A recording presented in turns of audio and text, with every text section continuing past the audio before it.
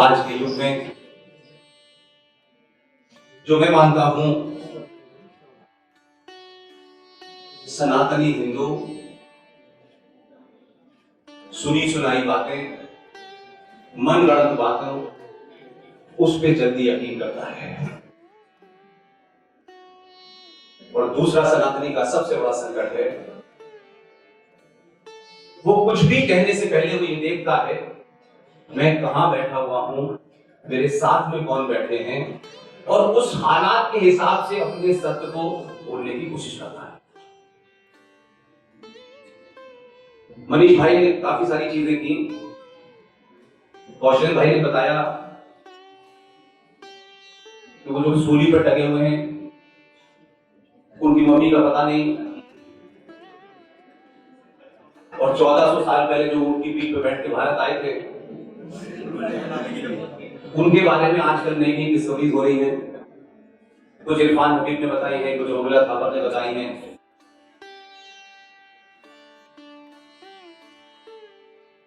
मुझे ये कहते में कोई झिझक नहीं है कि आपको चुनौती कौन दे रहा है, हमारे अपने अंदर के लोग और बाहर के लोग। कभी कभी जब सनातन के बारे में लोग ऊट-पटांग बातें बोलते हैं, दूसरे मजहब के पंथ के लोग भी बोलते हैं, और आप उनके कुतर्कों को अपने तर्क से समझाना चाहते हैं। वो नहीं समझेंगे, तो समझने का सिस्टम उनके है। आप कह रहे हैं कि हम चांद पे गए, हमने पुष्पक विमान बनाया, लेकिन उनसे पूछो कि क्या बनाया 1400 साल में, तो उनका दावा देखिए, इसे कहते हैं कॉन्फिडेंस। जो लोग 1400 साल में अपने साइज का पजामा नहीं बना पाए वो कहते हैं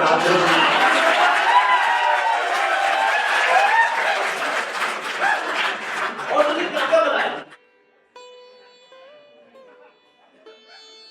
लेकिन सवाल यह है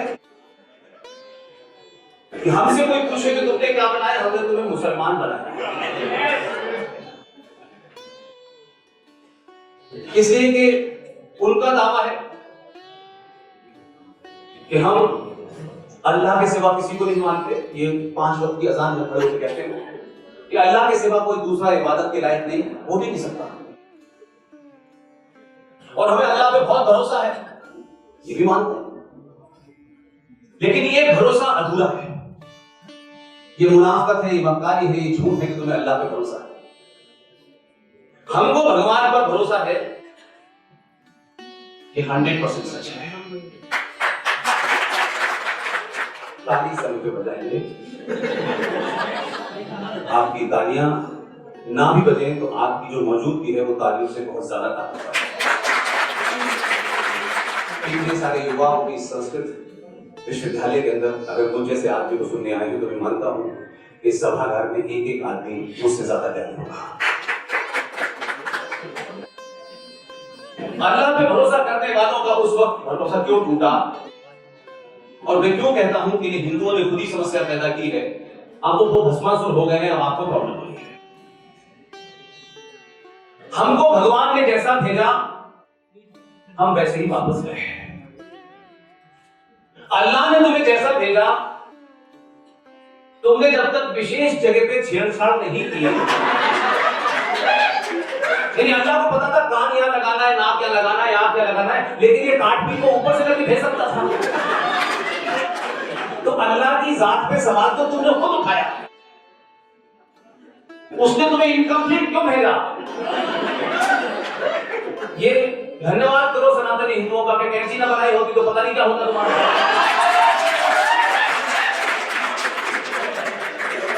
और वो लोग हमसे कहते हैं, वो लोग इस सनातन को चुनौती दे रहे हैं। कोई साउथ इंडिया से खड़ा हो जाता है, कोई कश्मीर से खड़ा हो जाता है। अगर जो लोग सनातन की जड़ को नहीं जानते वो शायद इस किस्म के मूर्खों के सवाल जवाब में फंस जाते हैं। और मैं उसको बहुत आम भाषा में कहता हूं कि जब सनातनी अपने जड़ और रूट को भूला सनातनी उस सच को भूला, तब ऐसा लगता है कि जुगनू सूरज को चुनौती दे रहा है। हम कौन हैं, क्या हैं, कैसे आए, क्यों आए, हम इसके जानने के अलावा सब कुछ जानते हैं। इसलिए कुछ बातें इसलिए साफ करनी चाहिए। हजारों साल पहले क्या हुआ, 500 साल पहले क्या हुआ, आज क्या हो रहा है, क्योंकि हम आज के दौर की उन चुनौतियों के बारे में नहीं बात करेंगे तो आने वाली पीढ़ी कहेगी इन्होंने भी नहीं बताया था। आज सबसे बड़ा संकट यह है कि हम सनातनी नहीं हैं, हम सनातनी होने का ढोंग कर रहे हैं। हम हिंदू नहीं हैं, हम हिंदू होने का जितना हमसे ड्रामा करा लीजिए करते हैं। इसलिए मैं ही मानता हूं कि जिस दिन भी सनातनी हिंदू अपनी सामूहिक शक्ति का सार्वजनिक प्रदर्शन करेगा, दुनिया की हर ताकत आपकी चौखट पे ना करेगी। इसलिए जब आपकी अपनी रूट कमजोर होती है तो कोई बताता है कि ये ब्राह्मण है, ये ठाकुर है, ये फलाना है, ये ढिमाका है, और ये खूब चलता है। देश के एक लंबे कालखंड में कोई हमको 500 साल नहीं आजाद हुए, इस तथाकथित आजादी में हम 1947 से लेके 2024 तक धड़ल्ले से झूठ बोल रहे हैं। कोई रामायण पे सवाल उठा रहा है, कोई राम पे सवाल उठा रहा है, कोई कृष्ण पे सवाल उठा रहा है। वो तो बहुत दूर की बात है, वो जो सवाल उठा रहे उनकी औकात ही नहीं। लेकिन कुछ बातों को कहने से हम इसलिए डरते हैं कि किसी महान आदमी ने मंच पे खड़े होकर ये कह दिया था, इसलिए उस महान आदमी होगा, लेकिन ज्ञान का महान से कोई लेना देना नहीं, कोई मतलब ज्ञानी कोई भी हो सकता है। इसलिए सबसे बड़ा झूठ ये जो भारत है, इसके बारे में मैंने कहा कि मैं वहां नहीं जाना चाहता जहां मैं नहीं, जो मेरे सामने हुआ है, जो तथ्य मेरे पास है, उसको ही आप तक पहुंचाने का मेरा एकमात्र काम है। हम लगातार सुन रहे हैं 15 अगस्त 1947 को भारत आजाद हुआ था। दुनिया का छोटा से छोटा देश आपको नहीं मिलेगा जो अपने बारे में झूठ चौराहे चौराहे बोलता हो। राजनीतिक लोग बोल रहे हैं, विश्वविद्यालय में लोग बोल रहे हैं, बुद्धिजीवी बोल रहे हैं, आपके मठों मंदिरों में रहने वाले झूठ बोल रहे हैं।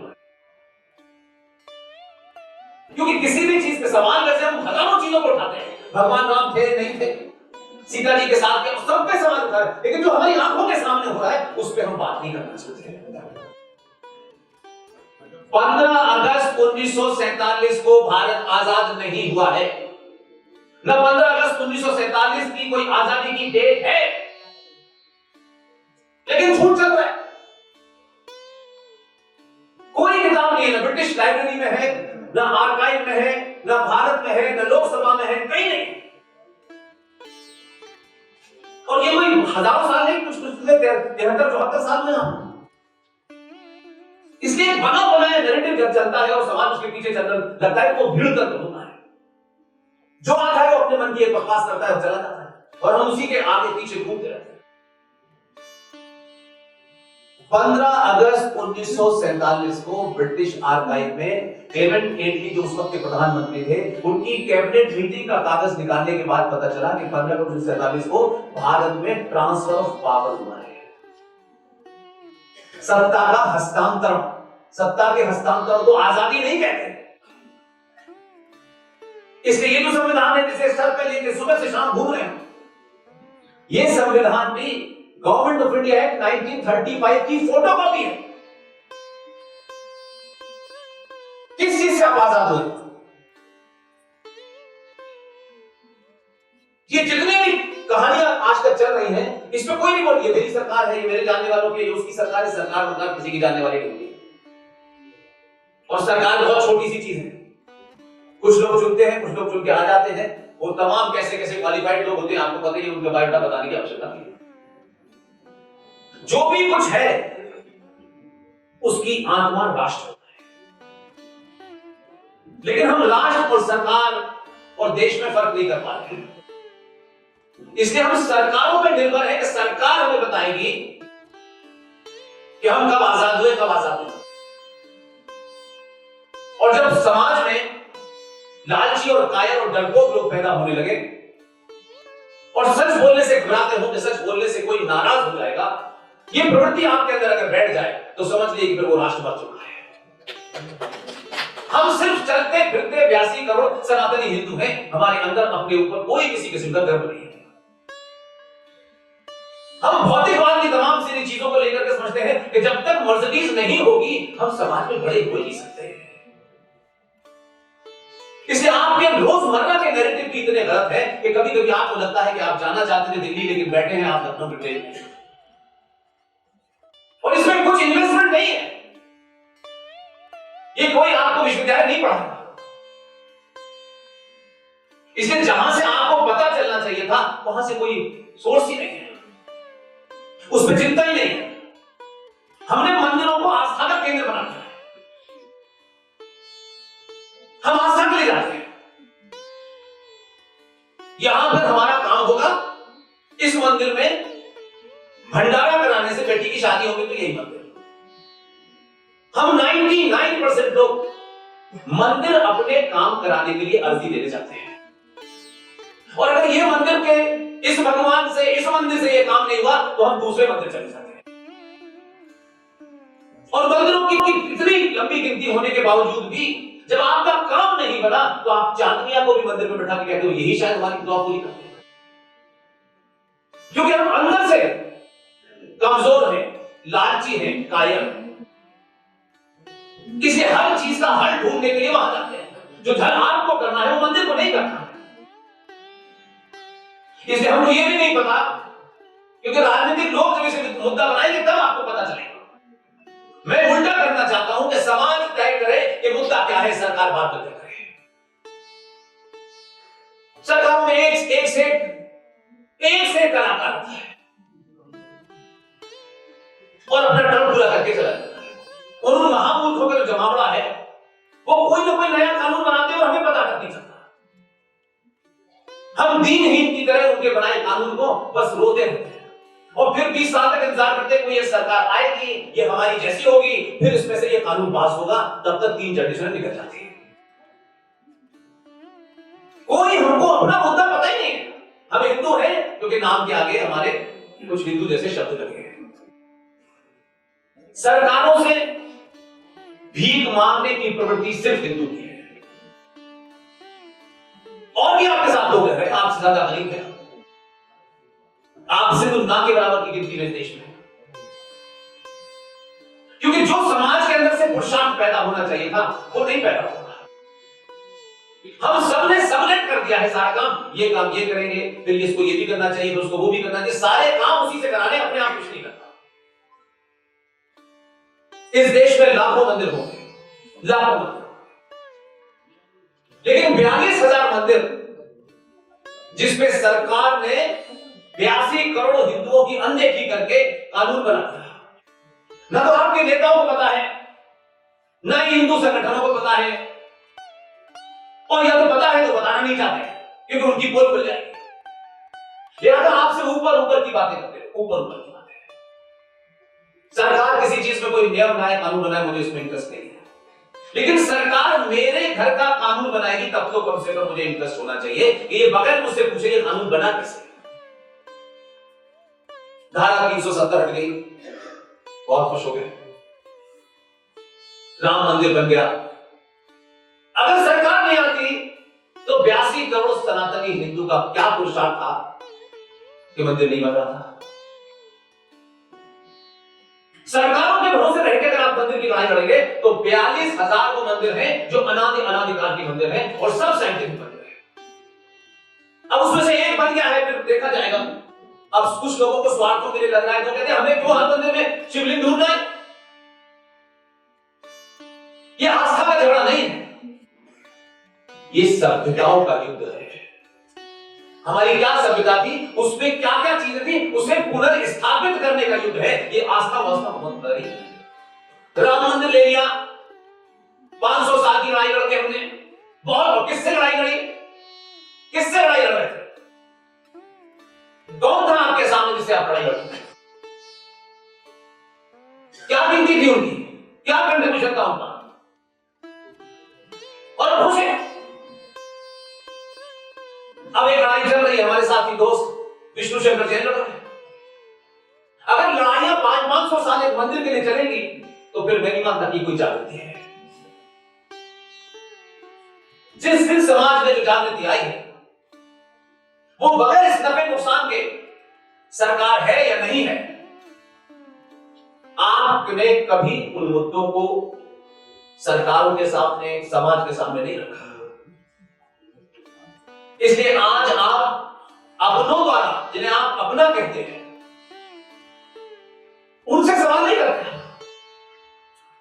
क्योंकि कहीं आप जाति देख के बात करते हैं, सही हमारा एमपी है तो इससे क्या बात करनी, ये फला एमपी में से क्या बात करनी। आज की डेट में भारत के संविधान और इस संसद ने दोनों ने मिलकर भारत के सनातनी हिंदू को 8वें दर्जे का नागरिक बनाया है। यहां किसी से पूछो, नहीं बताऊंगा। हम सिर्फ ताली बजा के आगे पूछे मंदिर बन गया, बस हो गया? नहीं भाई,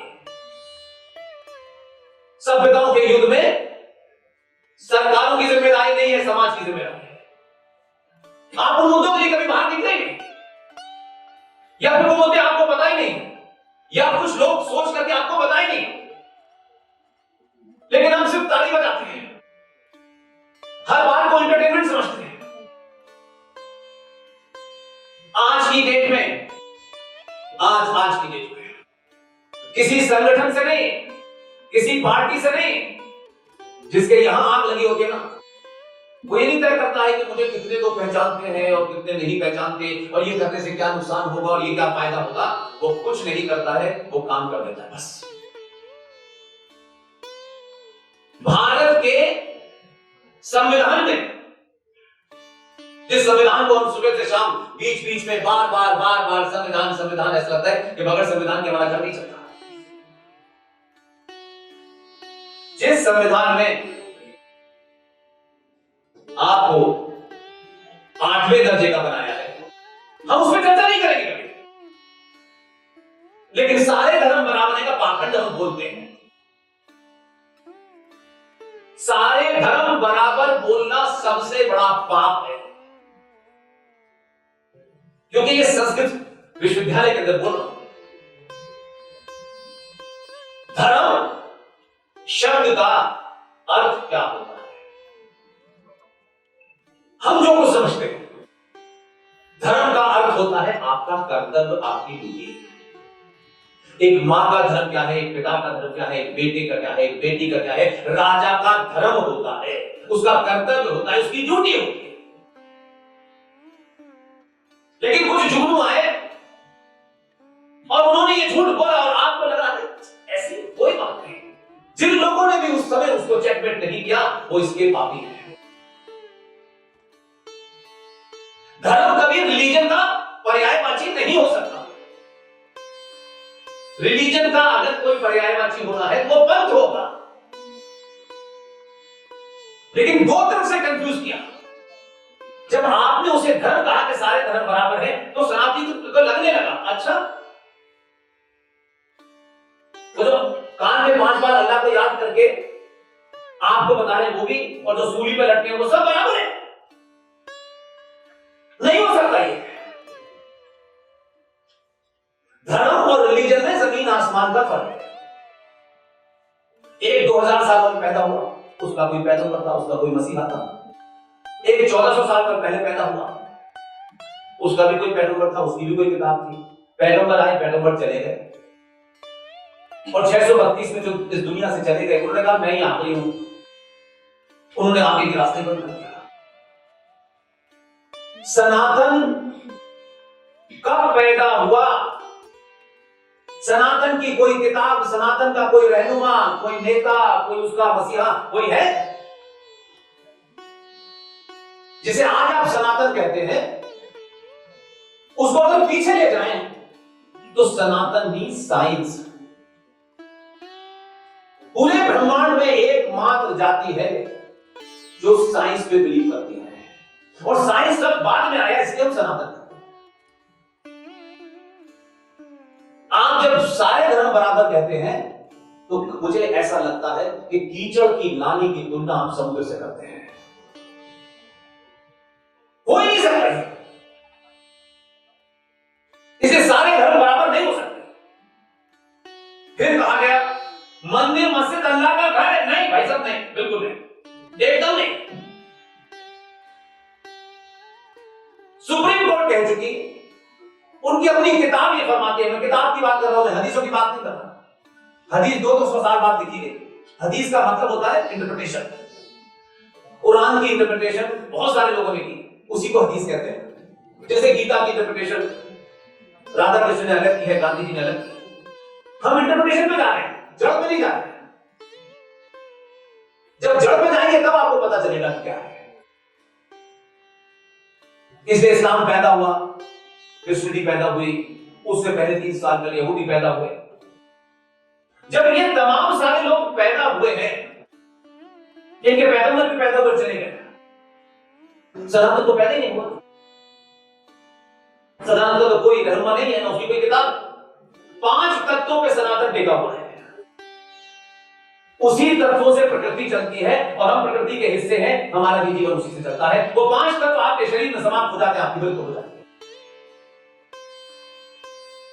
हजारों साल पहले हमारा ऋषि मुनि, ये जो आज घूम रहे हैं अंग्रेजी नाम दे देंगे, ये फलाने साइंटिस्ट हैं, ये दिमाग के साइंटिस्ट हैं, हमारा ऋषि मुनि हजारों साल पहले सब कुछ बता के गया था। लेकिन हमने अपने ऋषि मुनि के अंदर, उसे नोबेल प्राइज बेचारे को नहीं मिला था, इसलिए उसकी इज्जत की। वो बहुत पहले बता गया था कि सुबह उठ करके सूरज को जल चढ़ाना और हाथ जोड़ के उसका धन्यवाद कर देना। अब उस दौर में कम्युनिकेशन नहीं था। जैसे अगर सोशल मीडिया को माइनस कर दें तो लोगों की लिखी हुई किताब ही आप पढ़ रहे थे, तो आपको कोई दूसरा आर्गुमेंट नहीं मिलता था, आप किसी एक फैक्ट को रीचेक नहीं कर पाते थे। तो उस दौर में सिर्फ किसी ने कहा, बताया, आपने कहा बस इतना ही करना, तर्क शक्ति नहीं थी, लोग बहुत ज्यादा विकसित नहीं थे। तो उन्होंने कहा ठीक है, बताया, इसको सूरज पे पानी देना चाहिए। उसी ने कहा जब आज हमारे यहां दुनिया में एनवायरमेंट मिनिस्ट्री, क्लाइमेट चेंज की मिनिस्ट्री, अरबों खरबों रुपया लग रहा है इसमें, उस वक्त हमारे ऋषि मुनि ने बताया कि पूरे ब्रह्मांड में एक पेड़ है, उसका भाव यह था कि उसकी केयर करना, उसको प्रोटेक्ट करना। लेकिन जब आप उसको किसी भावना से जोड़ देते हैं तो आसान हो जाता है लोगों को कम्युनिकेट करना। कहा कि उस पेड़ को स्वच्छ रखना, साफ रखना, काटना मत, उसकी पूजा करना। तो जब पूजा का भाव हमारे अंदर आता है तो हम पवित्रता से जुड़ जाते हैं, फिर उसके प्रोटेक्शन से जुड़ जाते हैं, फिर उसके प्रति एक हमारा लगाव हो जाता है। कौन से अलग साइंटिस्ट ने बताया कि ये पेड़ जो है इसकी पूजा करना? हमारा ऋषि मुनि हजारों साल पहले जानता था कि पीपल का पेड़ एकमात्र पेड़ है जो 24 घंटे ऑक्सीजन देता है, इसलिए उसको प्रोटेक्ट करना था। और अभी बीच में मां के बारे में बहुत सारी बातें की। मां दुनिया का सबसे बड़ा सच है, उसके अलावा कुछ और सच है। और मां इसलिए सच है और पिता सिर्फ एक विश्वास है। हमने जब उल्टी गंगा बहाई तब हमारी दुर्गति हुई, क्योंकि हमने अपने हिसाब से, अपनी सुविधाओं के हिसाब से चीजों को पढ़ा। मां के पेट में 9 महीने रहने के बाद उसने हमको जन्म दिया। ये दुनिया का सच है, बताइए है ना? इतने हल्के से क्यों बोले? डाउट है क्या? आपका पिता कौन है ये किसने बताया? मां ने बताया। बताया था ना मां ने। और जो पिताजी बने घूम रहे, जिनको बड़ा नहीं, वंश चलना चाहिए पिता के नाम से। अगर मां ने इधर की जगह इधर उंगली की होती तो पिता नहीं बनते, जीवन घूम रहे होते। जिस समाज में मां अत्याचार के कारण रोने लगे, उसकी यही दुर्गति होती है। सिर्फ मां को दुनिया में पता है कि मेरा पिता कौन है, लेकिन ये आपके लिए महत्वपूर्ण नहीं है। जब आप किसी बड़े चीजों को देखते हैं तो मुझे सबसे छोटी चीज में से मैं वो अर्थ निकालता हूं जो हजारों हजारों साल तक मेरे मन के अंदर एक ताकत पैदा करे। सरकारों की बहुत सारी लोग बात करते हैं, मैं उस एंगल को देखता हूं क्योंकि 20-22 साल जर्नलिस्ट रहा हूं, इसलिए 14 में एक सरकार आई, उस सरकार का पहला नोटिफिकेशन क्या था? पार्टीशन। किसी को नहीं पता होगा, पहला ऑर्डर जियो निकला है, शोर नहीं बचा, चुपचाप से एक जियो निकाल दिया। अब जियो तो हजारों निकलते हैं लेकिन आप तक नहीं पहुंचे, लेकिन मुझे वो याद है और मेरी सुई वही अटकी हुई है। इस सरकार ने एक जियो निकाला कि जो जघन्य अपराध आपके साथ अंग्रेजों ने किया था, और वो पागल नहीं थे, वो जानते थे कि जो आपकी शक्ति है उसको कैसे उन्होंने काटा, इसलिए आप ऐसे ही घूम रहे हवा में, और ऐसे ही घूम रहे इसलिए आपको लगता है कि सुंदरता की निशानी तैमूर की अंगी है, क्योंकि आप रूट से नहीं जुड़े हुए। आप रूट से जुड़े हुए होते तो इस देश में अगर सुंदरता की कोई निशानी है तो छत्रपति शिवाजी महाराज की मां जीजाबाई है। इसलिए उन एस्पेक्ट पे ध्यान दीजिए, क्योंकि अभी आपके पास लंबा समय है। गवर्नमेंट ने जियो निकाला, बात खत्म हो गई, क्योंकि उस समय जब सत्ता में आए थे, शपथ थी, तो लोग बड़े बड़े कामों की बात कर रहे थे, मुझे उसमें ज्यादा इंटरेस्ट नहीं था। उस सरकार ने जियो निकाला क्योंकि उसी का इस्तेमाल अंग्रेजों ने आपके खिलाफ किया, और आपके अंदर धीरे धीरे इतनी हीन भावना, इतना इंफिनिटी कॉम्प्लेक्स, एहसास कमजोरी बढ़ गया कि आप जाने अनजाने में सूरत से जुगनू बनना शुरू हो गए। ब्रिटिशर्स ने आपके सामने एक रखा, जब उन्होंने पहला कॉलेज स्कूल खोला वहां बंगाल में, गवर्नमेंट स्कूल खोला, उस स्कूल के बाद से यह परंपरा पड़ी कि स्कूल के अंदर जो सर्टिफिकेट जमा करने हैं कि मैं स्वर्गीय बंदे प्रसाद का बेटा हूं, उस सर्टिफिकेट को जब तक अंग्रेज अफसर अटेस्ट नहीं करेगा तब तक आपका वो डॉक्यूमेंट वैलिड नहीं होगा। अब मेरा प्रश्न यह है कि मुझे ये बताएं, मैं अपना सर्टिफिकेट कि मैं स्वर्गीय बंदे प्रसाद की संतान हूं, मेरा जन्म इस डेट में हुआ है, ये अंग्रेज अफसर कैसे, किस कारण से, कौन से जादू से, कौन से फिल्म से बता देगा कि मेरा यही पिता है? लेकिन ये बताएगा कि अंग्रेज बताएगा अफसर साइन करने के बाद, तभी आपका पिता का सही अटेस्टेशन होगा और तभी फिर आपको नौकरी मिलेगी। ये आपके मान सम्मान को कुचलने वाली बात है। अंग्रेज चले गए, अंग्रेजों की बनाई व्यवस्था चल रही है। तब आज के दौर में मुझे लगता है कि 10 साल 5 साल पहले आप में से कितने लोग छोटे छोटे सर्टिफिकेट प्रोटेस्ट कराने के लिए फर्स्ट क्लास गजेट ऑफिसर के पास जाते थे कि नहीं जाते? ये कंपल्सरी था, लेकिन अपने मन से सवाल पूछे, गजेटेड ऑफिसर को कैसे पता चला कि ये मेरा पिता है? जो आपने लिख दिया उसमें तो साइन कर लिए, किसी ने 10 रुपए ले लिए, किसी ने 50 रुपए ले लिए, 10 रुपए में वो आपके पिता को अटेस्ट करता है,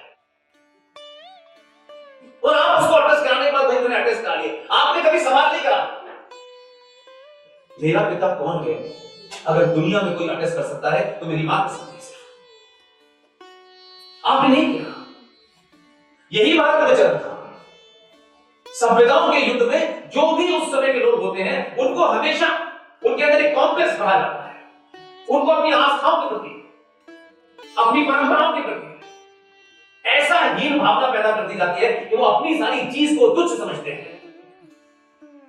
इसलिए अंग्रेजों ने जॉन बुश ऐसा नहीं था, जो भाषण दिया मैकोले ने वहां अपनी पार्लियामेंट में, उसने ये साफ साफ कहा कि भारत में लंबे समय तक अगर आपको राज करना है तो जो सबसे मजबूत संस्था है उसको समाप्त करना पड़ेगा। उस संस्था का नाम था गुरुकुल। तब यहां पर अंग्रेजी स्कूल खुले और फिर हमारे भीड़ लग गई और कह दिया गया कि कोई उसमें जो पढ़ेगा अंग्रेजी उसको पहले नौकरी मिलेगी। फिर ऐसी स्थिति आ गई कि अपने बाप को 5 गाली दोगे तुम्हें नौकरी मिलेगी, लोग कहेंगे 5 को, हम तो 10 देने को तैयार हैं। हम उसी भीड़ में लगे। तब 2014 के चुनाव के बाद में सरकार के मुखिया ने पहला एक ऑर्डर पास किया जिसे जियो कहते हैं। उसमें लिखा, आज के बाद से आप अपने पिता और मां की अटेस्टेशन खुद करेंगे। लेकिन ये बात बड़ी नहीं लगी लोगों को। छोटी छोटी घटनाएं बहुत हुई, लेकिन हम सिर्फ उनको देखते हैं जिसमें शोर ज्यादा होता है। संविधान में पानी अगर आप पिलाएंगे, लोग कहेंगे पानी पी पी के दे रहे हैं, बिना पानी के पी रहे हैं।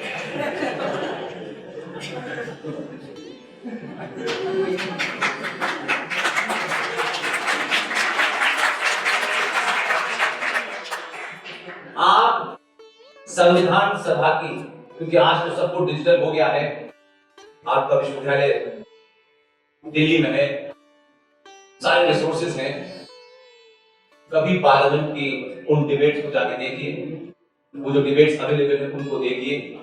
और ये कोई एक राष्ट्र के रूप में 70 साल की बड़ी चीज नहीं होती, एक नुक्ते के बराबर, एक लम्हे के बराबर होता है।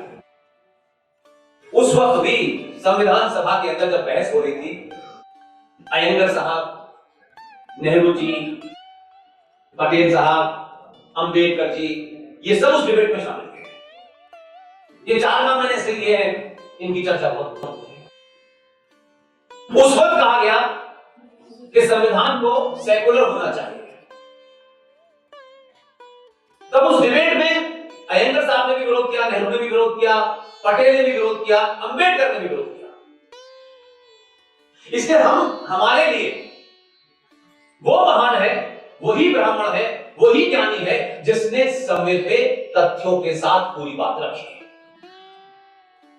अंबेडकर ने अपने उस स्पीच में कहा कि भारत के संविधान में शब्द सेकुलर नहीं लाया जाना चाहिए, क्योंकि शब्द सेकुलर यूरोप की कल्पना है। यूरोप के अंदर जो किंग होता था वो ज्यादातर मामलों में जज से डायरेक्शन देता था। तब जहां वो लोग पैदा दूसरे हुए और उन्होंने जो जज में जिनका विश्वास नहीं था, तो उन्होंने ये मांग उठाई कि राजा जो है सेकुलर होना चाहिए, क्योंकि राजा जो दूसरे ईसाई मजहब से मानने वाले लोग हैं उनके साथ न्याय नहीं कर सकता।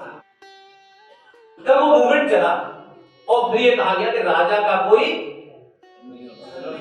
देखिए मेरी पहली बात को बताने के बाद क्या, राजा का कोई मजहब नहीं होता। जिस दिन राजा का धर्म नहीं होगा तो अनार्की फैल जाएगी, राजा अपना कर्तव्य नहीं करेगा, वही बात है। सब ये यूरोप में आया और यहां क्योंकि यूरोपियन से नेहरू जी की काफी नजदीकी थी, वो तो सबको पता ही है, तो उस वक्त बहस हुई, बात खत्म हुई। तो अंबेडकर का जो तर्क है मैं उसको रखना चाहता हूं। अंबेडकर ने कहा कि भारत अनादिकाल से भारत भूमि पर अनेक पंथ आए, मानने वाले आए, उनकी पूजा पद्धति अलग थी, उनका अपना मंदिर अलग था, लेकिन एक घटना नहीं मिलती कि भारत की धरती पर किसी को इसलिए मारा गया हो कि उसका पंथ अलग है, उसकी पूजा पद्धति। इसलिए भारत भूमि में यहाँ के सनातनियों की नसों में और मिट्टी में जो सेकुलरिज्म है उसको किताब में लिख करके छोटा मत कीजिए। ताजुब है जो लोग दिन भर आजकल लोग घूम रहे हैं, जो सोने से आलू बना रहे हैं बेचारे, वो आजकल अम्बेडकर की बात बहुत कर रहे हैं, कृष्णों की बात बहुत कर रहे हैं, दलितों की बात बहुत कर रहे हैं, लेकिन बता नहीं रहे इसके बारे में, उस पर खूब चर्चा हो रही है, लेकिन ये कोई नहीं बताता है कि अंबेडकर के लिखे संविधान जो 26 नवंबर 1950 को लागू हुआ, उस अंबेडकर के संविधान में मात्र 24 सालों के बाद ऐसा क्या हो गया, किसके दबाव में हुआ, पार्लियामेंट में वो 35 कौन लोग थे जो केजीबी के डायरेक्टर ने अपनी किताब लिखी है कि ये हमारे पेमेंट पे रोक पर थे, कौन लोग थे वो, किस दबाव में आपने 42nd अमेंडमेंट रात के अंधेरे में जब ज्यादातर नेता जेलों के अंदर थे 1976 में भारत के प्रियम्बल के अंदर सेकुलरिज्म और सोशलिज्म शब्द डाला जो पास भी नहीं हुआ पार्लियामेंट से। तो जो लोग सेकुलरिज्म की दुहाई दे रहे थे, तो अंबेडकर का संविधान मात्र 24 साल के अंदर कम्युनल हो गया, तो आपने लिखित में डाला। अब उसमें हमसे ही उम्मीद की जा रही है 80 करोड़ समाज से कि आप सेकुलर हैं, और सेकुलर समाज के लिए शब्द नहीं है, राजा के लिए था। और इस पाखंड, इस झूठ, इस चोर, बदकारी, डकैती जो रात में आपने की इमरजेंसी के जमाने, इसको भी थोड़ी देर के लिए हम एक्सेप्ट कर लेते हैं। तो भारत का संविधान अगर सेकुलर हो भी गया है तथाकथित तौर पे, क्योंकि सेकुलर का अर्थ आज जो आप बोल रहे हैं ये है ही नहीं। 76 में जब इसको डाला जा रहा था तो इस दिल्ली के अंदर एक बहुत बड़े विद्वान है जिनका बेटा सुप्रीम कोर्ट में लाइव देखा होगा कि जज कैसे बनाते हैं। बहुत ज्ञानी आदमी थे। शुरू का दौर था जब जर्नलिज्म शुरू करते हैं, तो शुरू के दौर में जो कब रिपोर्टर होता है उसको भगाते रहता है। तो ऐसे ही किसी प्रेस कॉन्फ्रेंस में उनसे मिला, वो अब नहीं है। उनको इंदिरा गांधी ने यह काम सौंपा कि इस धर्मनिरपेक्ष सेकुलर शब्द का हिंदी रूपांतर करना है, और ये वो करके रहे हैं। लेकिन संविधान में जो लिखा है उसकी चर्चा नहीं है। जो शब्द है एक नया शब्द, क्योंकि नैरेटिव कौन बनाता था? वो जो 35 लोगों को पेमेंट करके रोल पे थे और उसी जमाने जेएनयू बनी, तब बनते थे नैरेटिव। भारत सेकुलर मींस धर्मनिरपेक्ष, सेकुलर मींस धर्मनिरपेक्ष नहीं। भारत के ओरिजिनल संविधान में जब ये 76 में ये जोड़ा तो उसमें हिंदी में लिखा गया पंथ निरपेक्ष। लेकिन हम सब लोग धर्मनिरपेक्ष बोलते हैं, इसे हम अपने आप को गाली देते हैं।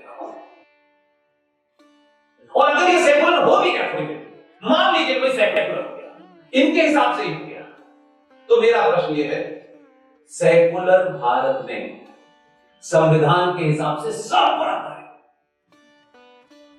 किसी के साथ डिस्क्रिमिनेशन नहीं होगा, ना कलर पे, ना कास्ट पे, ना रिलीजन पे नहीं होगा। हमने मान लिया थोड़ी देर, ये जघन्य अपराध हुआ, लेकिन इसको हमने थोड़ी देर के लिए मान लिया, और उसके बाद भी अगर आपकी चुप्पी है तो फिर वो वही लौट के आता हूं कि आप बोलोगे कब, चिल्लाओगे कब? अपनी बात को कहो। आज के सोशल मीडिया के माध्यम से अगर आपकी बात में तर्क और तथ्य होगा तो दुनिया आपके साथ खड़ी हो जाएगी। मनीष कश्यप जी हमारे बीच तक यहां पहुंचे। मनीष कश्यप को मनीष कश्यप जानते हैं, ये किसके कारण से जानते हैं? क्या इनको टेलीविजन पे आते हैं? इन्होंने अपना एक रास्ता चुना, अपनी बात कहते हैं, तथ्यों पे कहते हैं, इनका एक अंदाज है। उस जो मीडिया है, सोशल मीडिया, उसके कारण ये देश विदेश तक पहुंच गए। आपको किसने रोका है सच बोलने के लिए? ये सवाल आप सोचना चाहिए, क्योंकि आप ही सबसे बड़े विक्टिम हैं, कोई और नहीं है। सेकुलर शब्द आने के बाद अगर स्टेट का रिलीजन तय नहीं है, क्योंकि सेकुलरिज्म के अंदर स्टेट का रिलीजन तय नहीं, पाकिस्तान का है, दुनिया के हर देश का एक रिलीजन तय है जो स्टेट का रिलीजन है। ये क्रिश्चियन स्टेट है, ये इस्लामिक स्टेट है। 45 से 50 देश इस दुनिया में इस्लाम के नाम पे चल रहा है, उनका रिलीजन है, स्टेट का रिलीजन पता है। सऊदी अरब का रिलीजन पता है, स्टेट रिलीजन ये। जब स्टेट का कोई रिलीजन है तब तो ये तय होना चाहिए कि उस स्टेट में उस मजहब के जो दूसरे पंथ के लोग हैं, जो उस मजहब में विश्वास नहीं रखते, जो स्टेट का है, तो उनको कैसे सिक्योरिटी दी जाए, कैसे वो अपने मजहब की परंपराओं को, आस्थाओं को, निष्ठाओं को पूरा कर सके। उसके लिए विशेष प्रावधान करना पड़ेगा, क्योंकि स्टेट का रिलीजन है। आई एम राइट और रॉन्ग? भारत का स्टेट रिलीजन है ही नहीं, और जब भारत का स्टेट रिलीजन नहीं है और जब सब बराबर हैं, तो मेरा सबसे बड़ा सवाल यह है कि ये कौन सी न्याय व्यवस्था है कि भारत के चर्च, गुरुद्वारों से, चर्चों से, मजारों से उस पे चढ़ने वाला चढ़ावा सरकार नहीं देती है, लेकिन सनातनी हिंदुओं के टोटल देश में जो मंदिर हैं उसकी कुल मिलाकर के 2.5 लाख करोड़ से लेके 3 लाख करोड़ सालाना जो मेरी आस्थाओं का, मेरी मां, बहन, बेटी, दादा, नानी सब जो मंदिरों पे जाते हैं, कम से कम 3.25 लाख करोड़ रुपया सालाना जो पैसा चढ़ता है, वो सरकार कैसे ले लेती है और कहती है कि हम सब है। अगर सब बराबर है तो मेरे मंदिरों का 3.25 लाख करोड़ रुपया सालाना कैसे लेती है सरकार? मेरे मंदिरों को ही सरकार के नियंत्रण में क्यों है? फिर कोई चर्च, कोई मस्जिद क्यों नहीं है? और अगर देश सेकुलर है और सब बराबर है, सबको बराबर का मौका मिल रहा है, तो फिर इस देश में माइनॉरिटी मिनिस्ट्री क्यों है? माइनॉरिटी कमीशन क्यों है? सच्चर कमीशन क्यों है? मुस्लिम पर्सनल बोर्ड क्यों है? वक्फ बोर्ड क्यों है? मुस्लिम एजुकेशन बोर्ड क्यों है? फिर क्रिश्चियन एजुकेशन बोर्ड क्यों है? फिर उनके तो स्कूल है वो अलग से कैसे चल रहे हैं? गुरुकुल खोलेंगे तो नहीं देंगे आप।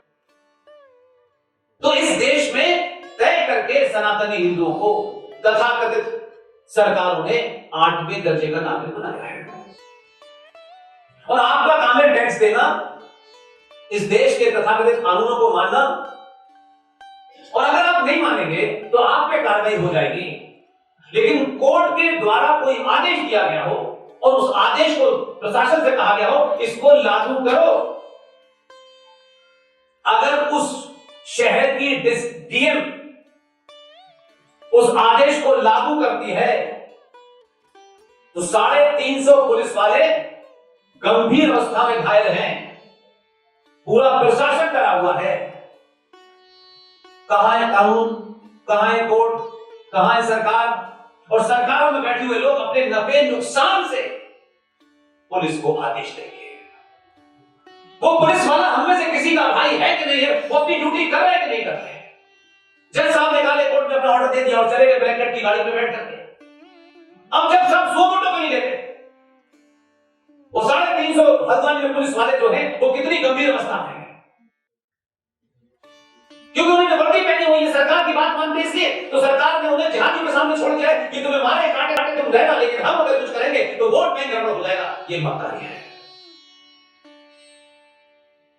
ऐसा क्यों नहीं होता इस देश के अंदर कि कभी आपने कोई रिएक्शन दिया हो? आप देते हैं तो दुनिया का ध्यान आपको भगाया जाता है।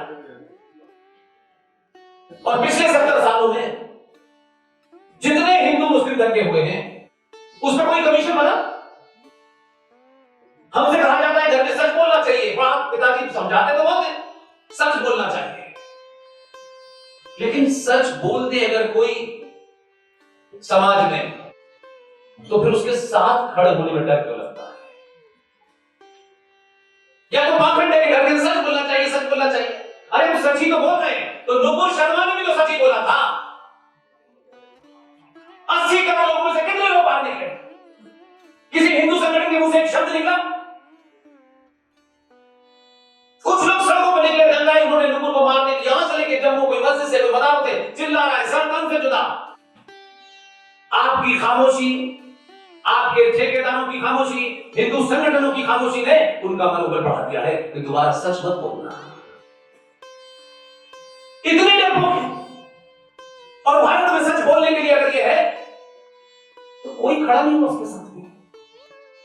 कोई तो बोल रहा है यार। यहां से लेके लिबरल और लिबरल से लेके एक्स्ट्राऑर्डिनरी लिबरल सब खामोश। आपने अपनी एक बेटी पढ़ी लिखी सुंदर ब्राह्मण पॉलिटिकल एक्टिविस्ट उसको भेड़ियों के सामने मारने के लिए छोड़ दिया, और आप खामोश हैं। तो न्याय व्यवस्था कहती है तुम्हारे कारण देश में माहौल खराब हुआ है। न्याय व्यवस्था में पाखंडी बैठे हुए हैं। जैसे लगता है कि नुपुर के होने से ही भारत का विभाजन हुआ था। हजारों दंगे नुपुर के कारण ही हुए थे। हम इतने कमजोर डरपोक लोग हैं, हमारी बहन ने, बेटी ने सच बोला है और हम ये मानते हैं कि मृत्यु एक ही बार आती है, और मृत्यु जब आएगी कोई दुनिया की ताकत नहीं हो सकती है, और जब तक नहीं आएगी कोई माई का लाल मार नहीं सकता। इसलिए सच बोलेगा। आज के दौर में सच नहीं बोलोगे तो तुम्हारे लिए भी सच बोलने वाला खड़ा होगा। अगर आपने मित्र हमारे चैनल के मालिक उनको ही गिरफ्तार कर लिया सरकार ने महाराष्ट्र में, हमने तो नफा नुकसान नहीं देखा। हमने जितने भी साथियों के साथ उत्तर बैठते थे सबको इकट्ठा किया, हमने कहा किसी भी कीमत पर ये नहीं होने देंगे। और हम जानते हैं उस आदमी को क्यों फंसाया जाता है। जहां लोग हिंदी टेलीविजन पर राष्ट्रवाद की बात नहीं करते थे, वो अंग्रेजी में हिंदी की बात करता है राष्ट्रवाद की। उसके होने से नैरेटिव बन रहा। तो महाराष्ट्र में कुछ लोगों को कुछ नहीं थी तो उन्होंने जेल में से डाल दिया,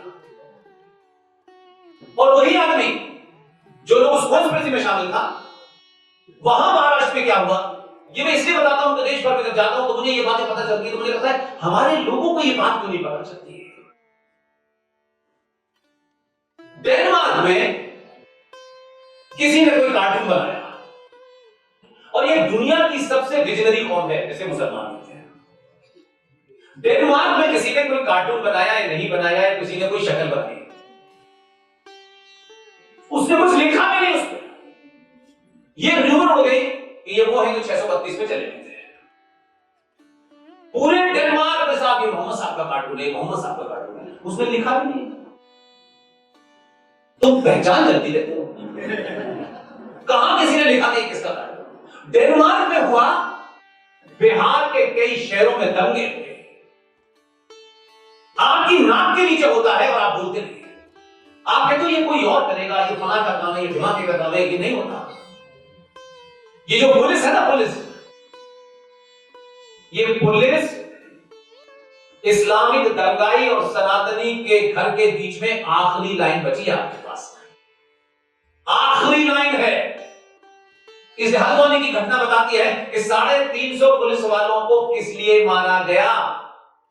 ये भीड़ किसको जलाने और किसको लूटने जा रही थी, जिसके बीच में वो पुलिस वाला खड़ा है जो किसी का भाई है, बेटा है, पति है, बाप है।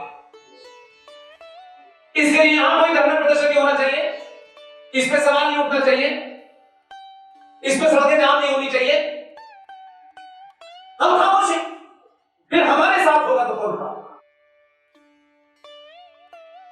तो संविधान से लेकर के इस संसद में जो महापाप हुए उनके बारे में चर्चा कोई हमारा हो कोई इसमें इंटरेस्ट नहीं। हमारे खिलाफ कानून बने, अपनों ने नहीं बताया, शिकायत हो सकती है, होनी चाहिए, लेकिन अगर कोई बताएगा नहीं तो हमारी जानने की कोशिश नहीं है। फ्रांस में कौन सा दुपट्टा आया है और कौन सी पैंट आई है यह आपको पता है, लेकिन पार्लियामेंट में आपके खिलाफ कानून बन गया। ऐसा कानून जो दुनिया में कहीं नहीं बन सकता, दुनिया में नहीं बन सकता, बन गया, रह गया। और जिन्हें आप कहते हैं ना वो शिक्षा में पीछे हैं, शिक्षा और ज्ञान में फर्क है। शिक्षा में पीछे रह जाओगे तो कोई फर्क नहीं पड़ेगा, अगर ज्ञान में रहेंगे तो बहुत कुछ फर्क पड़ेगा। शिक्षा कहीं भी मिल जाएगी, आजकल तो शिक्षा भी करेंगे। उन्होंने नहीं बताया, आपके अपनों ने नहीं बताया, और इस कानून की चर्चा करो तो लोग कहते अच्छा उसमें जी आप ऐसी बोलते हैं, मैंने कहा बोलने के पैसे देता हूं। भारत की संसद में 2013 में जहां हम खड़े हैं, यहां से स्टोन थ्रो डिस्टेंस है पार्लियामेंट का, और 24 घंटे रिले होता है संसद की कार्रवाई। 2013 में भारत की संसद में एक महा अपराध, जघन्य अपराध हुआ। किसी नेता, किसी संगठन, गली में ये संगठन, वहां ये संगठन, ये युवाओं का संगठन, ये बुढ़ों का संगठन, ये पढ़ाई, इतने संगठन है कि आप नाम ही नहीं, उनका कोई संगठन नहीं है। वो 1400 साल से जो संगठन इससे चल रहा है उसी से लाएंगे बस। आज आप व्हाट्सएप के थ्रू कुछ चीजों पर बोलते हैं। 2013 में संसद के अंदर एक बिल को संशोधित करके रखा गया, बिल पास हो गया, जिन्हें आप अपना कहते हैं। मैं फिर कह रहा हूं, इस भाषा के पीछे जिस दिन यह तय हो जाएगा कि इनकी बात छुपानी है क्योंकि बड़ा पट्टा गले में डाले हैं राष्ट्रवाद का, तो फिर मैं यहां मंच पे नहीं खड़ा हूंगा। मुझे उनसे शिकायत नहीं है जो दीवार पे लिखा हुआ है जिनके बारे में, मुझे उनसे शिकायत है जो सुबह शाम मुझे ज्ञान बांट रहे हैं। आपकी जिम्मेदारी इतनी ही थी कि आप समाज को जैसे बहुत सी बातों में बता रहे थे, इसके बारे में भी बता देते, ये समाज तय कर लेता कि 13 से क्या करना है। और हम बोलते हैं तो कहते हैं चुप हो जाओ। आपका कोई मजबूरी होगी, पुष्पे की कोई मजबूरी नहीं है। मेरी पहली और आखिरी ख्वाहिश यही है कि ये सब बोलते बोलते ही मैं जाऊं, इसके अलावा चुप रहे।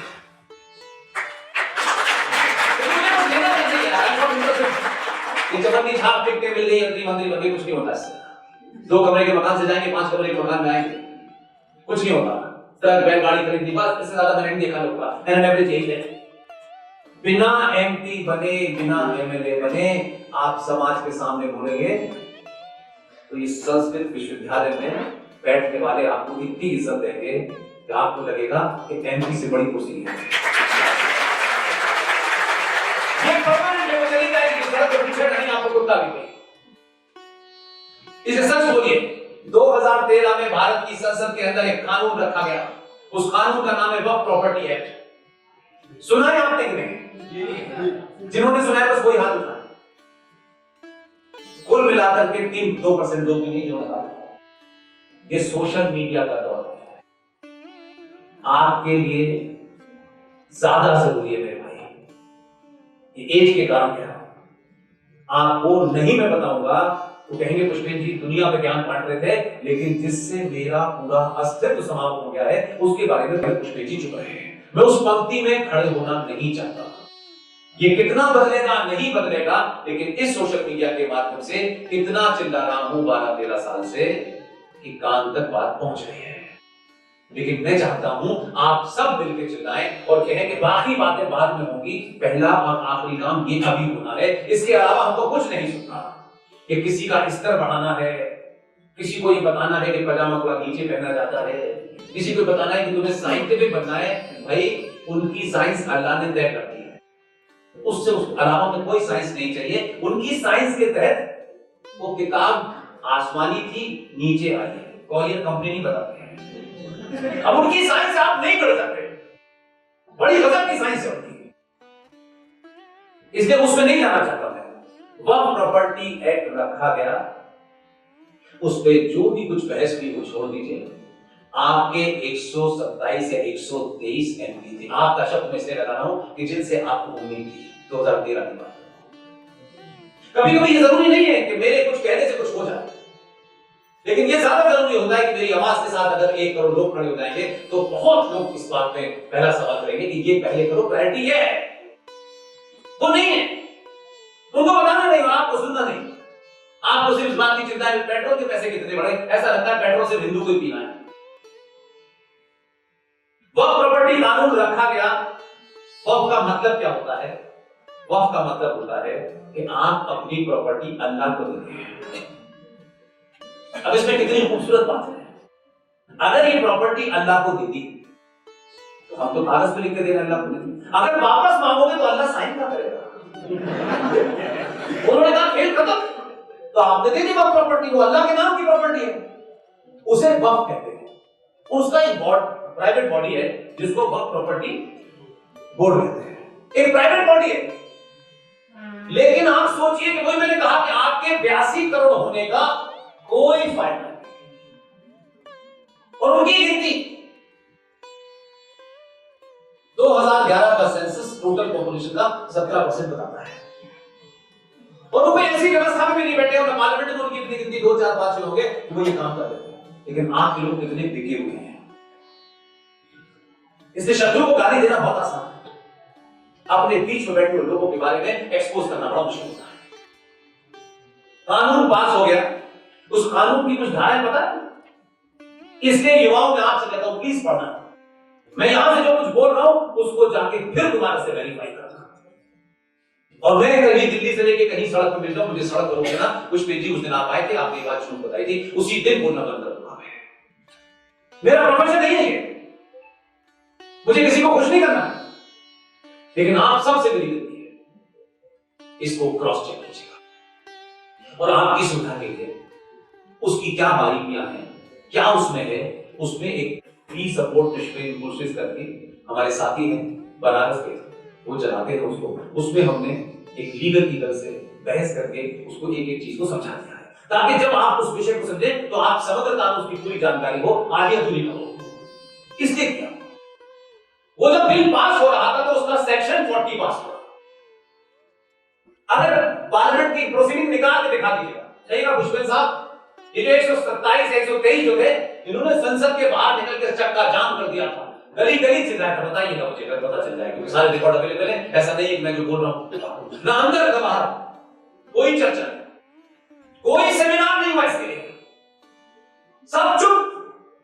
शत्रु तो यही चाहता था कि राम ना बोले, वो तो बोला नहीं, यही चुप हो गए तो हमने क्या जरूरत है इसको चिल्ला नहीं, तो बताओ मत।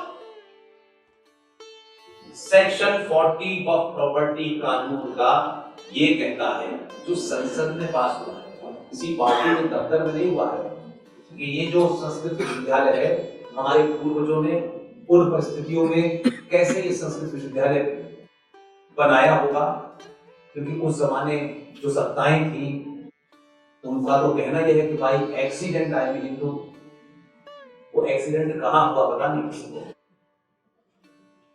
अलग बात है by culture I Muslim, by language I English में, जो उनका बहुत बड़ा कोड है। ये संस्कृत विद्यालय हमारे पूर्वजों ने बनाया होगा कुछ बात नहीं करके। अगर ये संस्कृत विद्यालय जितने प्रांगण में बना हुआ है, वह प्रॉपर्टी कानून ये कहता है सेक्शन 40 के तहत वो जो बोर्ड है, जिसमें ज्यादातर वही है, छोटे भाई का पजामा वही है, और उनका बिना मोबाइल के डायरेक्ट अल्लाह से बात करते, उसके अलावा सुनते नहीं किसी। वो ये कहते हैं कि वक्फ प्रॉपर्टी कानून का सेक्शन 40 ये कहता है कि जो संस्कृत विश्वविद्यालय है, वक्फ बोर्ड के 2 महामूर्ख 2 लोग सिर्फ उनको एक कागज लिखकर, प्रॉपर्टी डिपार्टमेंट जो है दिल्ली का, वहां एक एप्लीकेशन देते हैं, वो एप्लीकेशन रजिस्टर हो गई, कागज में लग गई।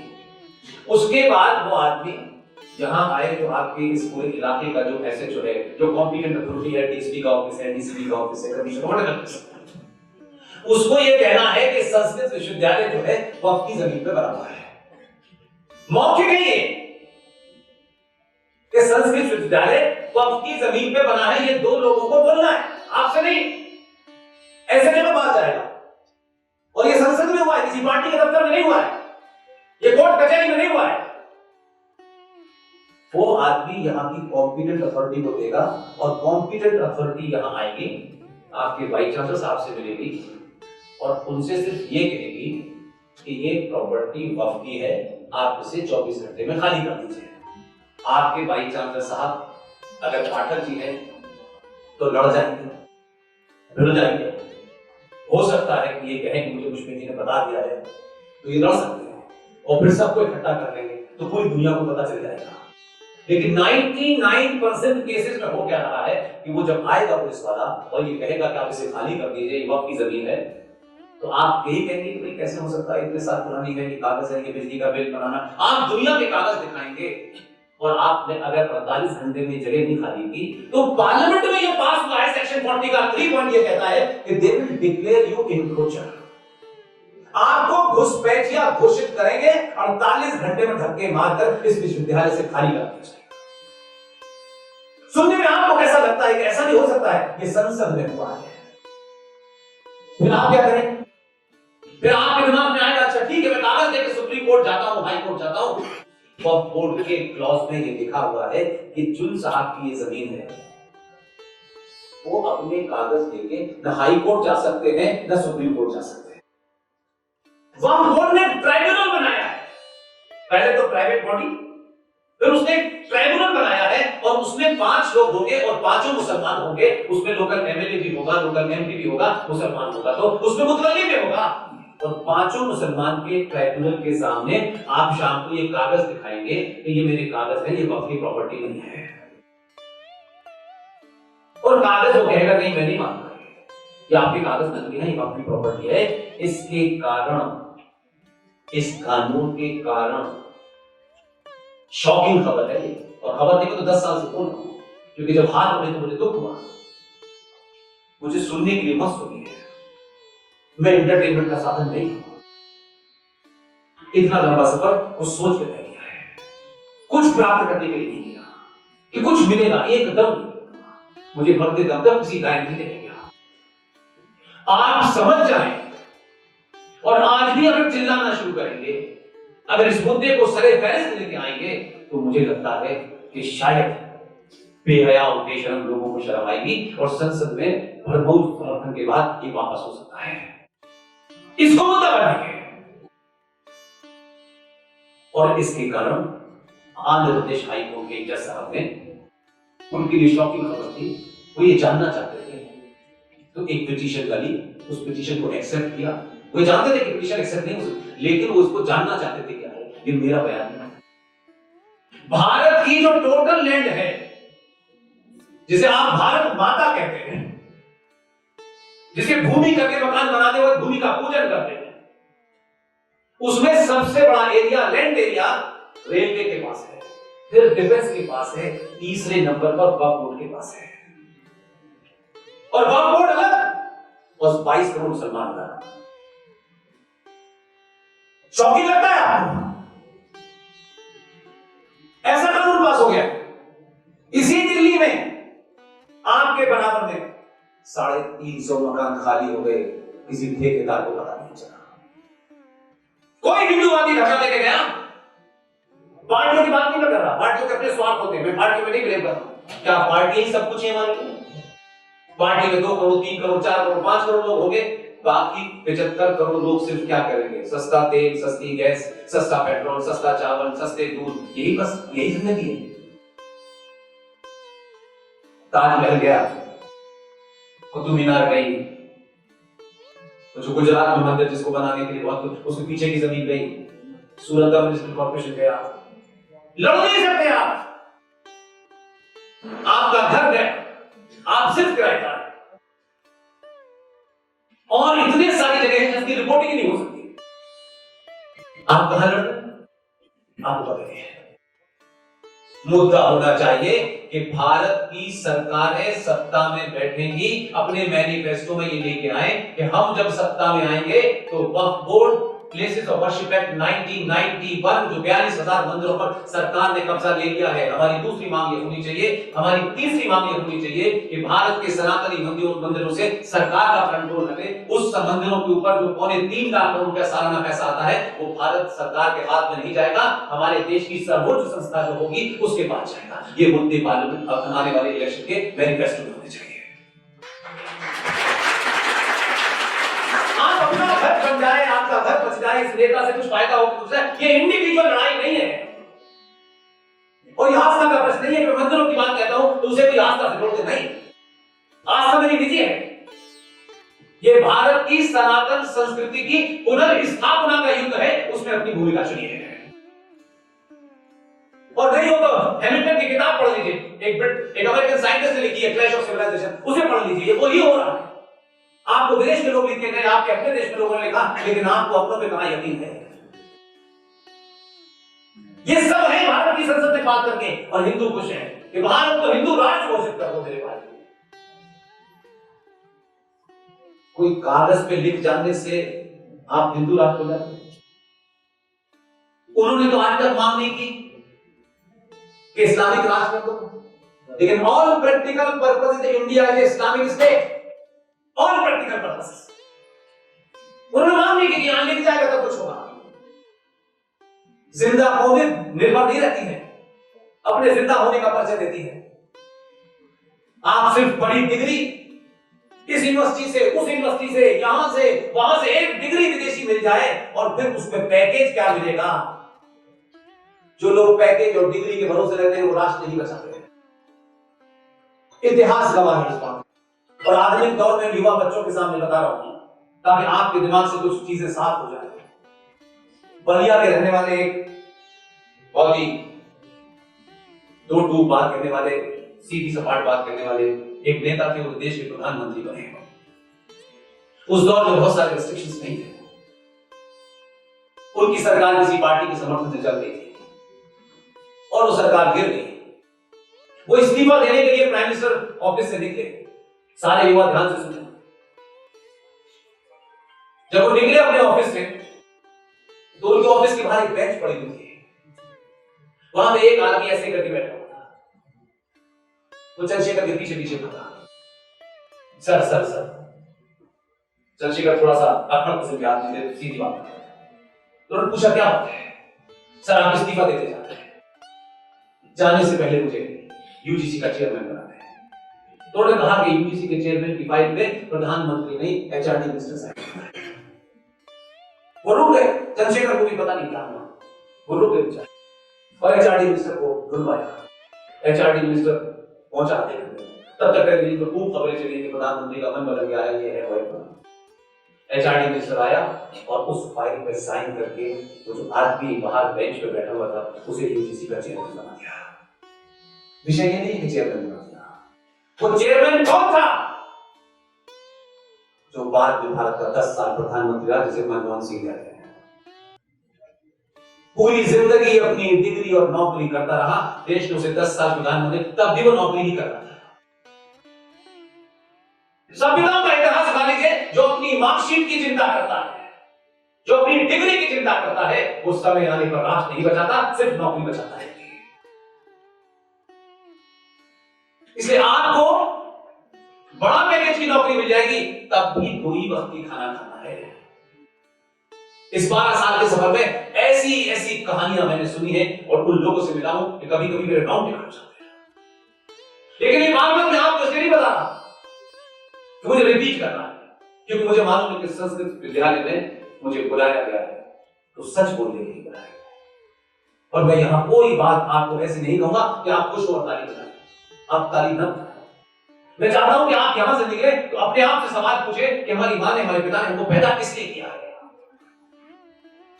सस्ता गेहूं, सस्ते चावल, सब्सिडी का दूध, यही जिंदगी है।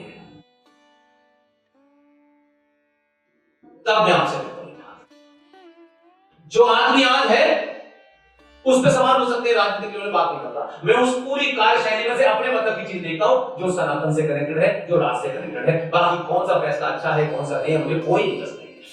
इसलिए आप जब इस तरीके से देखेंगे तो आपकी निगाह में और चीजों पे नहीं जाएगी। वो कहते हैं ना कि जब आपको निशाना लगाना होता है तो आपको उस गोल के अलावा कुछ नजर नहीं आता जब तक आपकी वो दृष्टि नहीं होगी, आपकी लड़ाई कर जाएगी। लिहाजा पहली बार कोई ऐसा शख्स सत्ता के केंद्र में आया है जो गेहूं दूध के दाम की भी लड़ाई कर रहा है और साथ साथ सनातन हिंदू सभ्यता को पुनर्स्थापित करने में अपनी ताकत का इस्तेमाल कर रहा है। कैसे नहीं हो रहा? आप जरा तिलक लगा लें और दिल्ली की सड़क पर चले जाएं। आप 5 बार अपने तिलक से कंप्रोमाइज करते हुए यहां तिलक लगाओ, या उधर जाऊंगा कि इसको मिटाऊंगा, क्योंकि तिलक लगाने से आप कुछ ऐसा लगता है कि ये कोई पोंगा पंडित आदमी है, ये तर्को वर्को वाला आदमी नहीं है, कोई गांव का ऐसी आदमी तिलक लगा के। आपको अपने उस तिलक की साइंस भी नहीं पता, इसलिए तिलक लगाने से शर्मा है। आप अपने कपड़ों को भी ध्यान में रखे हुए कि कब ईद पे जाना है तो धोती नहीं पहननी है, टोपी जरूर लगानी है। जब समाज इस तरीके से जीता है तो फिर उसका अंत आ जाता है। एक पद पे मैं सामान्य नागरिक की बात कर रहा हूं, जरा सा किसी को पद मिल जाए, ओहो इतनी जल्दी वो विस्तार रूप अपना लेता, नहीं नहीं नहीं, आओ अहमद भाई आप भी आओ, ये भी हमारे भाई है, ये भी हमारे भाई है। सबको अच्छा दिखने की बीमारी सिर्फ सनातन में है। अच्छे रहो, जिसको तुमको अच्छा लगना है वो लगे, नहीं लगना है भाड़ में चला जाए। मैं अपनी आस्थाओं को, परोपकारों को, अपनी पहचान को किसी के लिए मिटाने के तैयार नहीं हूं। जिसको आना है इसी शख्स में आए, नहीं मैं नहीं बदलने वाला। बदलाव कौन कहता है? अपनी अपनी नजर होती है देखने की। आप सोचते हैं पुल बना है, बिल्डिंग बनी है, ये पहले भी था आज भी है, हो सकता है ये एक्सीलेंट कर गया हो, ज्यादा हो। मैं इस बात से चिंतित नहीं हूं, बल्कि इस बात से खुश हूं कि इस देश के प्रधानमंत्री ने शपथ की पहली बार। लोग अंकल सैम के दफ्तर में सबसे पहले जाके हाथ मिलाते थे, लेकिन उसका भाव दूसरा था, उसका एजेंडा दूसरा था। और वो हर दिन, मैं उसके राजनीतिक बात नहीं कर रहा, हर दिन हर सेकंड उसके खड़े होने से, उसके चलने से, उसके बात करने से वो बार बार 80 करोड़ सनातनियों को मैसेज देता है। नेपाल की यात्रा की, बुद्ध जीवन नेपाल देश का बड़ा प्रधानमंत्री पहली यात्रा नेपाल करेगा। यार ये पता नहीं कहां से आया है, पढ़ा लिखा नहीं। नेपाल नहीं जाना था उसको। नेपाल की यात्रा की, नेपाल की यात्रा करते वक्त नेपाल के अंदर खुद पशुपतिनाथ मंदिर के अंदर गया और 3 घंटे बाद निकला। और जब वो निकला तो उसका तिलक और जनेऊ सब देख करके लोगों को पता चला कि ये भारत का प्रधानमंत्री है। नहीं जा सकता था क्या? कोई पहली बार सत्ता पे आया था? ये उस आदमी की एक्सपर्टीज है। हजार चीजों से आपका विरोध हो, आई एम नॉट इंटरेस्टेड, मुझे अपनी चीज देखनी है। पशुपतिनाथ के मंदिर से निकला, पूरे देश के सनातनियों को मैसेज दिया, न मैं तिलक लगाने से, जब तक मैं एक संवैधानिक पद पे हूं, न मैं कब हिचकिचाया और न मैं अब हिचकिचाता हूं। और वो लगातार, अगर आप पशुपतिनाथ मंदिर की लाइव रिकॉर्डिंग देखना भूल गए हो तो शाम को केदारनाथ में बैठा हुआ, यहां भी बैठा हूं। ये बड़ा विवाद हुआ था, शंकराचार्य को ये करना चाहिए नहीं करना चाहिए, ये समय की मांग है। इस पर विवाद तो उन्होंने कर लिया, किन्हीं साहब इनको नहीं करना चाहिए था, हमें करना, ये विवाद का विषय हो सकता है, लेकिन मेरे लिए विवाद नहीं है। क्योंकि इसकी कहानी को मैं जोड़ता हूं जब तो मुझे लगता है कि उस वक्त भी एक ऐसी महिला थी जिसका नाम है महारानी अहिल्याबाई होलकर। कहां महाराज से मराठी से शादी हुई, पिता चले गए, पति चला गया, इंदौर की रानी, वहां से लेकर के कहां बनारस गई भाई। और जो उसको अपनी मुंह दिखाई में पैसा मिला था, उस सोने की पोटली लेके गई और वहां बनारस पहुंची। बनारस पहुंचने के बाद जहां बाबा विश्वनाथ को खंडित एक इस्लामिक जाहिल पागल कुत्ते ने, जिसका नाम औरंगजेब था, उसको खंडित किया, उस खंडित मूर्ति को उठा करके दोबारा से स्थापित किया। अब अगर उस वक्त ये विवाद उठ जाता कि ये तो रानी है, इसकी तो शास्त्रों में पूजा होनी चाहिए, समय की उस वक्त मांग नहीं थी। समय नहीं था एप्रोप्रिएट कि उस वक्त उसकी पूजा के स्थल के ऊपर सवाल हो कि इसमें शास्त्रों से हुआ है कि नहीं शास्त्रों से हुआ। अगर शास्त्र वालों को इतनी चिंता थी तो फिर वो खंडित कैसे हो गया? अहिल्याबाई होलकर ने समय की मांग समझी और वो जानती थी कि अगर इसको मैंने स्थापित नहीं किया तो कुछ सालों के बाद सनातनी हिंदू बाबा विश्वनाथ को भूल जाएगा और अपने घर के सामने एक नया बाबा स्थापित करके वही छोड़ देगा। इसलिए वो खंडित मूर्ति को स्थापित करके आई और ऊपर सोने का मुकुट लगाया और फिर वापस आई। वो 705 लोगों का देहांत हो गया, चली गई। लेकिन समय की मांग नहीं। इसमें आपको वहां ले जाना चाहता हूं उस यात्रा में जहां मेरी कोशिश है। अहिल्याबाई होलकर 705 में जीवन चली गई। आज उनके खानदान का दूर दूर तक कोई नहीं है, लेकिन अहिल्याबाई होलकर ने जो काम किया उनको पता था कि इस भारतवर्ष के अंदर कोई एक आदमी 2014 में गुजरात में पैदा होगा, फिर वो बनारस से चुनाव लड़ेगा, मां गंगा ने मुझे बुलाया है, ये सब करते करते करते करते जो बाबा विश्वनाथ उसी खंडित मूर्ति पे पिछले कई सौ सालों से हम लोग जल चढ़ा रहे हैं, उसी खंडित मूर्ति पे। और वो इसलिए करके गई कि अगर ये पूजा बंद हो जाएगी तो फिर पूरा इतिहास का एक चैप्टर समाप्त हो जाएगा। कितनी विजनरी महिला रही होगी, वो चक्कर में नहीं पड़ी और स्थापित करके उस खंडित मूर्ति को चली आई।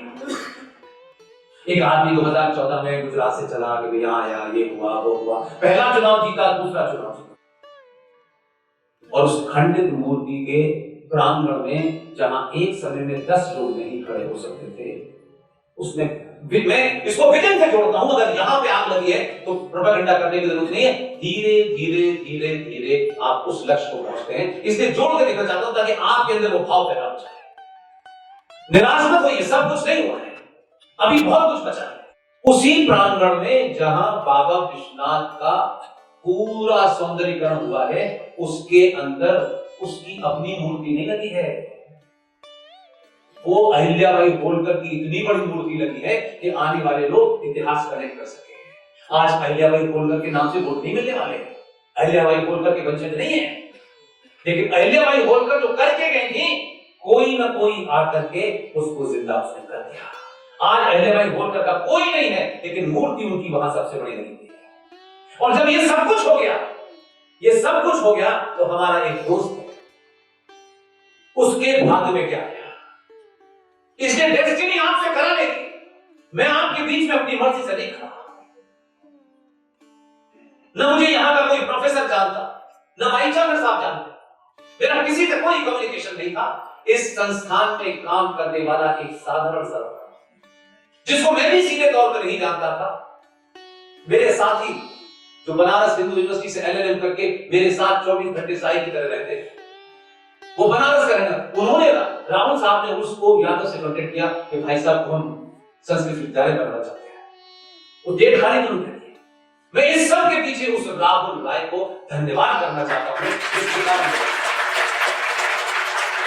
आज यहां से जाऊंगा तो कई सारे हजारों लोग मेरे दोस्त होंगे, लेकिन यहां आने से पहले तो सिर्फ एक ही आदमी था, उसका नाम है राहुल राय। उसका पद क्या है, वो क्या है, ये महत्वपूर्ण नहीं है। उसने यहां रहते हुए वो भूमिका निभाई जो और कोई नहीं निभा सकता था। इसलिए समय समय पर यह स्थिति होती है कि जब वो मंदिर बन गया, तमाम स्वच्छीकरण हो गया, पुनर्जीवित हो गया, सब कुछ हो गया, लेकिन कैसे चीजें होती हैं और कौन कौन क्या क्या भूमिका निभाता है, और भूमिका निभाने के बाद चुपचाप से चला जाता है, ये समाज का काम है कि उसकी उस बहादुरी को जिंदा रखे। सब कुछ हो गया, 4 साधारण सी महिलाएं, छोटे से परिवार, कोई उनकी आर्थिक स्थिति बहुत अच्छी नहीं, कहां बनारस की महिलाएं और कहां बेचारा दिल्ली में रहने वाला विष्णुशंकर है, तो कहां टकराई उससे, और उसने कहा कि साहब हमें व्यास परिवार में पूजा करता था, हमें मां श्रृंगार गौरी की पूजा करने का अधिकार दिया जाए। इसलिए परिस्थिति बनती है तब लोग अपने आप खड़े हो जाते हैं, या प्रकृति अपने आप उन्हें खड़ा कर देती है। सब कुछ हो गया, वो गाजे बाजे बज रहे, लेकिन जहां असली बाबा विश्वनाथ है, जो ओरिजिनल जगह है, जहां नंदी 450 साल से इंतजार कर रहा है, असली नंदी। और यही मैं बताना चाहता हूं, ये जो नंदी बना हुआ है ना, एक तो कमाल की बात है, क्या नैरेटिव बनाया, ज्ञान वापी मस्जिद। ज्ञान का मस्जिद से क्या संबंध? कोई संबंध नहीं, न टेक्निकली है, न एकेडमिकली है, न रिलीजियसली, कोई मतलब नहीं। असल में उसका नाम ज्ञान व्यापी मंदिर था, लेकिन मस्जिद चल गया, मस्जिद लगे। उन 4 बहनों ने श्रृंगार गौरी की पूजा की परमिशन मांगी। उत्तर प्रदेश वकील साहब ने चिट्ठी लिख दी, कोर्ट में केस हो गया, विष्णु शंकर जैन ने केस किया, कोर्ट ने सरकार से पूछा कि इस पे आपका क्या कहना है। 1992 में बाबर द्वारा मंदिर को खंडित करके जो वहां मस्जिद बनाई गई थी, उस मस्जिद को इस देश के शूरवीर हिंदुओं ने धराशायी कर दिया, जिन्हें कार सेवक कहते हैं। उस कारण से पूरे प्रदेश के अंदर कर्फ्यू लगा, जगह जगह पूजा अर्चना को रोक दिया गया।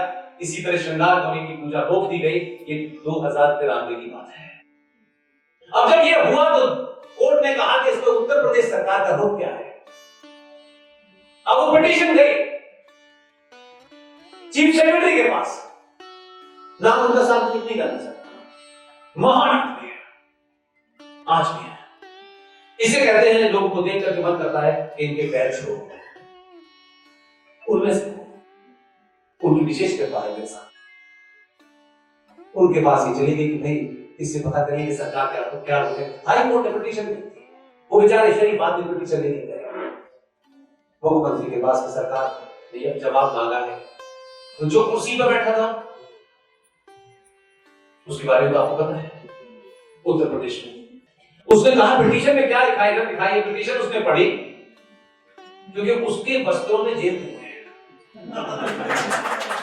उसने रखी नहीं कि मैं देखूंगा। उसने पढ़ी, चीफ सेक्रेटरी साहब से पूछा इसका मतलब क्या है। साहब इसका मतलब यह है कि कोर्ट ये पूछ रही है कि ये जो रोक लगी हुई थी इस पे आपका क्या रोक है। उसने कागज के 36 टुकड़े किए और डस्टबिन में डाल दिए और चीफ सेक्रेटरी से कहा कि मैं मुख्यमंत्री के तौर पर अभी आपको आदेश देता हूं कि जो 93 में रोक लगी थी वो तत्काल खोल दी जाए। किसी को नहीं करना होता तो आप खीर बनाते रहते, कोई वहां गई है तो यहां गई है, यहां गई है और वो पूजा होती। तो प्रकृति का दूसरा डेस्टिनी देखिए कि जब 4 बहनों को श्रृंगार गौरी का पूजा करने का फैसला उनके हाथ में आ गया तो उनके अंदर कौन सी उमंग जागी। वो बोली नहीं अभी तो श्रृंगार गौरी की हम कर, लेकिन अंदर एक व्यास परिवार 1993 में पूजा कर रहा था, हम अंदर जाना चाहते हैं। डिस्ट्रिक्ट मजिस्ट्रेट काशी का अब कमिश्नर हुआ है। डिस्ट्रिक्ट जज, अगर आप जाति के एंगल से देखें तो एक इस किनारे खड़ा है, एक इस किनारे खड़ा। इसलिए जाति को लेकर के मेरा बड़ा भ्रम है लोगों को। जाति मां के पेट से तय नहीं होती है। अनादिकाल से जाति कर्म प्रधान देश रही है। जाति कभी हमारा तय नहीं करती, हमारी जाति कर्म तय करता है। जो मां के पेट से पैदा हो गया वो ब्राह्मण है, ठाकुर है, ये नहीं है। अगर दुबे जी को एनकाउंटर में मार दिया गया तो ये कहना कि ब्राह्मण की हत्या है, ये सरासर गलत है, ये बिल्कुल गलत है। इसको भी मत देते हैं। जाति हमारे कर्म से तय होती है। वो जो बैठा है कुर्सी पे उसकी जाति ब्राह्मण नहीं है, लेकिन जो चीफ सेक्रेटरी थे वो ब्राह्मण थे। उन्होंने अपनी ड्यूटी की, उसने अपनी ड्यूटी की और उसके बाद में जब बहनों ने कहा कि हमें अंदर पूजा करनी है तो डिस्ट्रिक्ट जज बिल्कुल इस एंड पे खड़ा है और डिस्ट्रिक्ट मजिस्ट्रेट एक एंड पे खड़ा है। लेकिन कोई ताकत उनको जोड़ रही थी कि डिस्ट्रिक्ट जज ने कहा कि कल किसी भी कीमत पर इस जो ज्ञान व्यापी मंदिर है इसके अंदर जाकर के सर्वे करना है, 25 लोगों को इजाजत दी जाए। उसके ये कहने से क्योंकि उसकी जाति सबसे छोटी थी, उसने ये कहा और हंगामा हो गया और वो सब अल्लाह की फौज बाहर आ गई और उन्हें घेर लिया कि सर्वे नहीं होने देंगे। मैं शक्ति बता रहा हूं कि आप कहां खड़े हैं, इसके लिए चीफ जस्टिस बनने की जरूरत नहीं है, प्रधानमंत्री बनने की जरूरत नहीं है। आपके पास जहां इतनी डॉट बराबर की ताकत है, सही समय पर प्रयोग कीजिए। और इस वक्त युवाओं के पास वो ताकत है कि अपनी बात को चिल्ला चिल्ला के चौराहे पूरी ताकत से कहिए, कोई आपको रोक नहीं सकता है। डिस्ट्रिक्ट जज ने डीएम को बुलाया, वो जाति के बिल्कुल दूसरे सिरे पे खड़े थे। तो अभी इसलिए बताने के लिए, समझाने के लिए कह रहा हूं, दोनों मेरे अपने मित्र हैं, दोनों के पैर छूने जा रहे हैं। उनमें ये भाव पैदा हो कि हमें सत्ता क्या देगी नहीं देगी, लेकिन सत्ता से बड़ा समाज क्या करता है। उन्होंने ऑर्डर किया कि कल 24 घंटे के अंदर डिस्ट्रिक्ट मजिस्ट्रेट साहब के वहां फौज लगाए, पुलिस लगाए, गोली चलाने के आदेश दें, लेकिन सर्वे होना चाहिए। डीएम साहब ने पूरी तन्मयता के साथ चारों तरफ पुलिस लगा दी और हमारा सर्वे हुआ। सर्वे होने के बाद में दीवार के ऊपर कहीं सत्य का साइन है, कहीं देवी की मूर्ति बनी है, और वो जो है 1400 साल पहले जो मूर्ति बीच में खजूर तोड़ रहे थे, उन्होंने कैलेंडर से छुपाया, रोजे का कैलेंडर लगा। वो समझ रहे थे कि जो 15-20 हिंदू आएंगे ये कैलेंडर नहीं हटाएंगे। उसने कैलेंडर सब उतार दिया, बिल्कुल नंगा कर दिया। और उसके बाद जैसे ही ये हुआ तो विष्णु शंकर जैन फिर कहते हैं ना, जब आपको यहाँ या यहाँ लगा हो तो आपका लक्ष्य निगाह रुकती है, रुकती है कि नहीं रुकती है? जो अच्छा लगता है उसको पहुंच जाता है, आई लव यू कहना पहुंच जाता है ना। तो क्यों यहाँ पे है ना मामला, यहाँ का मामला है। यहाँ के मामले में सोचते हो जाति क्या नहीं बताता, मैं कहूँगा ये कहते हो। तो आप जब यहाँ से चलते हैं तो सब कुछ सच निकलता है। विष्णु शंकर जैन ने उन 34 लोगों में उसकी निगाह वहां गई जहां किसी की नहीं गई, और देखा कि एक जगह एक तालाब सा बना हुआ है, उसमें एक शिवलिंग टाइप की चीज लगी हुई है, जिसे वो जाहिर कहते थे कि फव्वारा है। इनके बाप दादे ऊंट पे आए थे और फव्वारा इन्होंने बनाया। और ताज्जुब है, जहां से बताया जा रहा है वहां धोने के लिए पानी नहीं, धोने के लिए पानी नहीं, लेकिन फव्वारा इजाद कर लिया है। ऐसे नहीं लाते। और आपके लिए बताता हूं, आप कहते हैं ये मुगल बिरयानी, पानी धोने के लिए नहीं है, चावल उगाने के लिए पानी था। तो कैसे नैरेटिव चल रहे हैं, यानी मुगल आपकी खोपड़ी में घुसे रहे, इसलिए मुगल बिरयानी आप खा रहे। मुगलों का क्या लेना देना बिरयानी से? तो विष्णु शंकर जैन ने जैसे उसे देखा, उसके मुंह से एक ही शब्द था, बाबा मिल रहे हैं। और पूरी परिस्थितियों में डिस्ट्रिक्ट मजिस्ट्रेट साहब जो बिल्कुल जाति के एंड पे खड़े हुए थे, उन्होंने ज्यादा देर नहीं की, उन्होंने तत्काल विष्णु की बात मानी। और विष्णु ने उनसे कहा कि आईपीसी की धाराओं के अंदर एक धारा होती है कि अगर किसी चीज की जांच हो रही हो, अगर उसमें कोई प्रोस्पेक्टिव एविडेंस हो, उस एविडेंस को तत्काल प्रभाव से कोर्ट संज्ञान में लेकर के उसको प्रोटेक्ट कर सकते हैं। डिस्ट्रिक्ट मजिस्ट्रेट ने वो काम निभाया है कि 100 जन्म भी डिस्ट्रिक्ट मजिस्ट्रेट बन जाए, उनका एक काम है,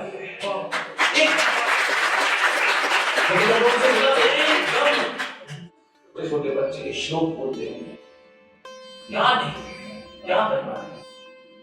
उन्होंने कुछ नहीं कहा। विष्णु शंकर जैन के कान में वो बात कही जो उस पल पे रहते हुए कोई मायका ला नहीं कर सकता। अपना रोल प्ले किया, अपनी ड्यूटी भी की, लेकिन विष्णु के कान में जो बात कहनी थी कह दी। विष्णु वहां से निकल के सीधा कोर्ट पहुंचा और कोर्ट में जाकर उसने अपील की कि ये जगह जो डिस्प्यूट है, यहाँ हमें वाइटल एविडेंस मिला है, इसे तत्काल तौर पे प्रोटेक्ट किया जाए। जज साहब वही थे जिन्होंने जजमेंट दिया था। जज साहब को तो मन की बात हो गई और उसके बाद उन्होंने तत्काल लिखा कि जहां बाबा विश्वनाथ है वो जगह तत्काल सील कर दी जाए। जगह सील हो गई। जज साहब ने अपना काम किया, मिश्रा जी ने अपना काम किया, दोनों अपना काम करके चले गए। यहाँ आए, यहाँ वालों को अपनी काम करा। उन्होंने कहा कि आपको नमाज पढ़नी है, वजू करना है, करिए, लेकिन जहां बाबा विश्वनाथ मिले हैं ये तो सीधी रहेगा। वो जज साहब वहां से जाके बरेली चले गए, अब कोई और आ गया। अभी भी डिस्ट्रिक्ट मजिस्ट्रेट साहब वही है, वो जब तक पूरा काम नहीं हो जाएगा वहां से नहीं जाएगा। उनको यहां से कमिश्नर बना के भेजना करना है। कमिश्नरी मेरे भाग में वापस मुझे यहीं रखो। ये होती है ताकत। कोई और होता तो चलो वहां ज्यादा उगाही करते। इसलिए इस दौर में सब लोग, हजारों लाखों लोगों ने अपना अपना रास्ता चुन लिया है। चाहे वो नीरज दत्ती हो, ललित प्रधान हो, सुशील पंडित हो, तमाम लोग अपना अपना काम अपने हिसाब से कर रहे हैं, अपनी अपनी क्षमताओं से कर रहे हैं। ये मनीष जी को कोई किसी ने भेजा है तो पैसा दिया इनको कि आप काम करो। इनको यही लगता था कि मैं ये कर सकता हूं, उसको पूरी ईमानदारी से कर रहे हैं, इसलिए भिड़ जाते हैं। इसलिए आज के दौर में सच बोलिए। और क्योंकि मैं एक काम आपको दे के जा रहा हूं, क्योंकि ये एक ऐसा विश्वविद्यालय है जहां से ये बात उठनी चाहिए, क्योंकि मैं उसको एक मुहिम के तौर पे चला रहा हूं। 50% हम उसमें कामयाब हो गए हैं और यहां से उठेगी ये बात, क्योंकि ये संस्कृत विद्यालय है तो उसका बड़ा मैसेज आएगा। भारत की संसद में जब संविधान बन गया तो आप ही की तरह कुछ विद्वान लोग रहे होंगे, उन्होंने ये बात उठाई कि जब भारत आजाद हो गया है, हम अपना संविधान लिखेंगे, ये करेंगे, वो करेंगे, तो जो भारत का कैलेंडर है, जो भारत की डेट है, ये फिर इंग्लैंड से क्यों होगी? तो जो हमारी सनातन के अंदर जो परंपरा है, उसके हिसाब से डेट तय होनी, सका संबंध के हिसाब से होना चाहिए। ये बहस हुई तो पार्लियामेंट में उनके नाम नहीं जानता मैं कि जिन्होंने ये बहस उठाई, लेकिन उठाने वालों का तर्क बड़ा मजबूत था, तो नेहरू जी फंस गए। वो तो चांद देखने का करते थे, तो उनको सका संबंध समझ में नहीं आया। लेकिन जैसे ही फंसे तो उन्होंने कहा ऐसा करते हैं, क्योंकि जब ज्यादा हंगामा हो जाए और लोग ज्यादा शोर करने लगे तो तत्काल क्या होगा, अच्छा भाई हमने कमेटी बनाई। 1952 में संसद के अंदर फूल वाले चचा जी ने कैलेंडर सुधार समिति बनाई। उनको लगा कि कमेटी बनेगी, 200 साल के बाद इसकी रिपोर्ट आएगी। उनको पता नहीं था कि ये कमेटी क्या करेगी। उस कमेटी में कौन कौन लोग थे, ये सोचने की बात था। उस कैलेंडर सुधार समिति के अंदर देश के जाने माने scientist, physicist doctor Meghnath Saha, उसमें 6 सदस्य थे। उसमें professor EC Banerjee, vice chancellor Allahabad university, doctor AL दफ्तरी, श्री डीसी कलंदीकर, ये केसरी अखबार नागपुर अमरावती के, उसके संपादक थे। Doctor Gorakh Prasad, head of department mathematics, Allahabad university, professor are के वैद, इलाहाबाद यूनिवर्सिटी, श्री एनसी लहरी, पंचांगकर्ता। ये इन लोगों के अंडर में कमेटी बनी कि भारत का कैलेंडर कैसा होना चाहिए। ये लोग बड़े तेज थे, इन्होंने सब कुछ पूरी साइंस के हिसाब से कैलेंडर देख दाख के दुनिया जमाने की इन्होंने सिफारिश की और कहा कि भारत का कैलेंडर सका संबंध से होना चाहिए। और मार्च 27, 1957 में इस कैलेंडर की अनुमति मिल गई। और जब कैलेंडर छपा तो बेईमानी ये हुई कि बड़ी डेट तो उनकी थी, एंटीना माउंटबेटन वालों की, और छोटी वाली डेट सका संबंध। और धीरे धीरे फिर सरकारी कैलेंडर से वो डेट निकल गई। एक 90 साल के बुजुर्ग, अभी उनकी 2-3 महीने पहले उस पर पास हुआ है। ये वो उस मुहिम को कहीं लगा रहे थे औरंगाबाद। मैं किसी प्रोग्राम में गया था, वो उससे मिले। मैंने कहा आप मुझे छोड़ दीजिए, बाकी काम मैं करूंगा। वो एक चलाई, पूरे देश में चलाई, और वो जो संसद के डॉक्यूमेंट थे उसे निकलवाया। और फिर हम रिजर्व बैंक ऑफ इंडिया के गवर्नर से मिले। रिजर्व बैंक के गवर्नर ने कहा कि मेरे पास कोई इसका डॉक्यूमेंट नहीं है। हमने कहा आपको एक डॉक्यूमेंट हम देंगे और ये संसद द्वारा पास किया हुआ है। रिजर्व बैंक ऑफ इंडिया ने हमारी बात के ऊपर पूरे देश के बैंकों को ये आदेश दिया कि अगर बैंक में चेक पे सका संबंध की डेट होगी तो चेक एक्सेप्ट किया जाएगा, रिजेक्ट करने पे जुर्माना लगेगा। देखिए, सभ्यताओं की लड़ाई में ये बात हो सकता है आपके सिर्फ डेट की कोई महत्वता है, तो अपने मन से तो डेट ऑफ बर्थ नहीं तय करोगे ना। हर चीज की महत्वता होगी सभ्यताओं। वो लड़ाई लड़ी तो एक वोडाफोन नाम की कंपनी है, वो आगे बीच में कि हम नहीं मानेंगे। हमने उनको हाई कोर्ट में चैलेंज किया, 1 लाख रुपए का जुर्माना लगा, उन्होंने लिख के दिया कि हम मानेंगे। लड़ाई लड़नी पड़ती है, किसी ना किसी को लड़नी पड़ेगी, कोई ना कोई लड़ रहा होगा। हमसे पहले भी कोई लड़ रहा होगा। हम ये नहीं कहते कि हम ही पहले और आप लोग, ऐसा नहीं, लेकिन लड़ाई को अगली जनरेशन के हाथ में लेके जाना, तथ्यों के साथ, लॉजिक के साथ, फैक्ट के साथ, फिगर के साथ, तो आप आसानी से लड़ सकते हैं। और फिर वो कैलेंडर छापना शुरू किया, लेकिन पैसों के अभाव में वो कैलेंडर अपनी जान समाप्त हो गई। लेकिन कुछ लोग वो चलाते हैं, अभी थोड़ा बहुत चल रहा है। अगर वो कैलेंडर होता तो आप अपने रूप से जुड़े होते, और वो संविधान, जिस संविधान को लेकर के सुबह से लेकर शाम तक बात होती है, उस संविधान के अंदर भी एक महान दो लोग थे, doctor B R. Ambedkar, doctor Rajendra Prasad. उन दोनों लोगों की विजन को देखिए कि उनका स्वार्थ नहीं था, और सत्ता और कांग्रेस में नेहरू जैसे लोगों से लड़ते हुए भी अपना एजेंडा कैसे लागू करके गए। अगर आग के अंदर वो आग है, तो आप ये मत सोचिए कि ये नियम क्या बना है। आप उसको पूरी ईमानदारी से करके जाइए। आपके जाने के 50 साल बाद कोई ना कोई आपको मंच पे मिलेगा जो आपके उदाहरण दुनिया में बढ़ा देगा। सब कुछ आपके सामने हो जाएगा, मेरे सामने हो जाएगा, ऐसा नहीं होगा, लेकिन आप उस बात को रखें। हमने उस बात को रखा कि भारत के संविधान में जब पहले पेज पे लिखा था इंडिया दैट इज भारत, तो अम्बेडकर के साथ डॉक्टर राजेंद्र प्रसाद ने कहा कि भाई इसमें इंडिया तो है, भारत नहीं है संविधान में, क्योंकि मैंने पहले बताया कि संविधान 1935 की फोटोकॉपी है। लेकिन उन्होंने उस पर चर्चा नहीं की कि इसमें ये वर्ड क्यों आया, वो वर्ड जानते थे कि इस चक्कर में नहीं जाना है। उन्होंने कहा कि भारत अनादि काल से भारत में न्याय व्यवस्था कैसी थी, सेंटर के राज्यों से संबंध कैसे थे, व्यापार कैसे होता था, हमारे उन सबको चित्रों के माध्यम से उसमें दर्शा दिया जाए। उसी संविधान के पहले पन्ने पर जो ज्ञान व्यापी मंदिर के सामने 450 साल पुराना नंदी है, संविधान के पहले पन्ने पर बन रहा है। यही भगवान राम जिसके आपके प्रधानमंत्री ने आज हमको बात के रसा, उसी संविधान के पेज नंबर 5 पर मर्यादा पुरुषोत्तम राम, सीता और लक्ष्मण की तस्वीर बनी हुई है। उसी में कृष्ण बने हैं, उसी में सुभाष है, उसी में छत्रपति शिवाजी है, उसी में जैन धर्म का दर्शन है, उसी में बौद्ध धर्म का दर्शन है, उसी में रानी लक्ष्मीबाई है। वो बन के लग गया, लेकिन चचा को अच्छा नहीं लगा। लास्ट में पता चला चचा को, तो चचा ने 2 माह पाप किए। जब वो छपने जा रहा था और जो बंगाल में शांति निकेतन से बना, उन्होंने लास्ट में कहा कि भाई आपके इसमें तो कोई ऐसा चित्र डाले, क्योंकि उनकी गैर मौजूदगी में सब ये काम हो गया था, उनसे छुपा के रखा था।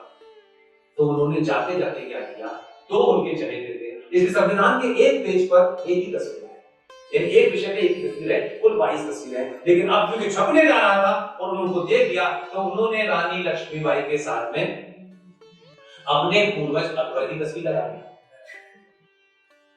और छत्रपति शिवाजी के साथ में टीपू को जोड़ दिया है। अब उन्हीं मानते हैं कि चलो तो 2 जुड़ भी गए पागल लोग।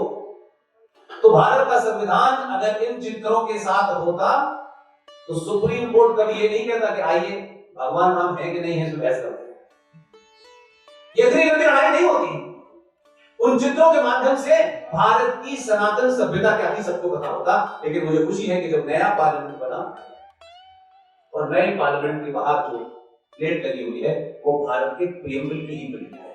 लेकिन आपके लिए आखिरी बात कह के बात समाप्त करता हूं कि 22 साल का एक बच्चा, 22 साल का, आप सोचिए आज अगर आपसे दुनिया का सबसे बड़ा राजा ये पूछे कि बताओ मुझे क्या करना है, तो आप पता नहीं क्या क्या मांगेंगे मुझसे, मैं नहीं जानता। उस दौर में 22 साल का एक बच्चा जो चित्रों को बना रहा था, उस बच्चे ने जो चित्र बनाए, डॉक्टर राजेंद्र प्रसाद ने दिल्ली बुला करके पूछा कि तुम इनका मेहनताना नहीं लोगे, यानी इसके बनाने के पैसे नहीं लोगे? क्योंकि वो 22 साल का बच्चा 2007 में उनकी डेथ हो गई, उनका परिवार जबरदस्त। जब उन्होंने कहा कि हर पन्ने पर लिख देना, तो बोला छोड़िए किसी पन्ने पे मेरा नाम मत। हनुमान का नाम क्या था कोई नहीं जानता। उनका नाम था राम विभोर सिन्हा, जो शांति निकेतन में आर्टिस्ट है। और आखिर में क्या कहा कि अच्छा ऐसा कीजिए कि जो प्रेमदिल के चारों तरफ जो गजराज बन रहे हैं, जो सिंह बन रहे हैं, जो गोर बन रहे हैं, जो बेंसी बन रहे हैं, बोले कि सिर्फ इसमें राम लिख दीजिए, बाकी छोड़ दीजिए। ओरिजिनल संविधान की प्रेमदिल में जो उसकी आउटलाइन है उसके नीचे राम लिखा हुआ है। अब मैं थोड़ी देर से सोचता हूँ कि 22 साल का बच्चा समय के साथ लोग भूल जाएंगे, लोग याद नहीं रखेंगे, ये कहानी हम बता सकते हैं, कुछ और समय तक चलेगी, हजारों साल के बाद राम विभोर सिन्हा को लोग भूल जाएंगे। लेकिन फिर इस पे युद्ध होगा कि जब संविधान के प्रियम्बल के नीचे राम लिखा है तो राम को नकार कैसे सकते हो? इसे ऐसे आप सबने मेरी बात सुनी, मैं फिर बार बार आपसे कहूंगा, आप युवा हैं और एक ऐसी यूनिवर्सिटी के बराबर में आपकी यूनिवर्सिटी है कि जितनी लोग उसके बारे में चर्चा करते हैं, आप भी कोई ऐसी मुहिम चलाइए जो संस्कृत विश्वविद्यालय दिल्ली को पूरी दुनिया जाने कि आप संस्कृत पढ़ते भी हैं, संस्कृत मूल्यों को जीते भी हैं और अपनी परंपराओं आस्थाओं के लिए क्लास छोड़कर इस संविधान में, इस पार्लियामेंट में जो भी कुछ है उसकी लड़ाई लड़ने में ये यूनिवर्सिटी का छात्र सबसे अग्नि खड़ा हो, यही मेरी आपसे विनती है। आप ये सोच के बिल्कुल कुछ मत करिए कि जो आप कर रहे हैं आपका कैरियर है उसे, लेकिन आपको कुछ मिलेगा इसकी चिंता मत कीजिए। मुझे पूरी उम्मीद है कि अगर आप ऐसे विषयों को उठाएंगे तो आने वाली दुनिया आपको हजारों साल तक याद रखेगी। बहुत बहुत धन्यवाद।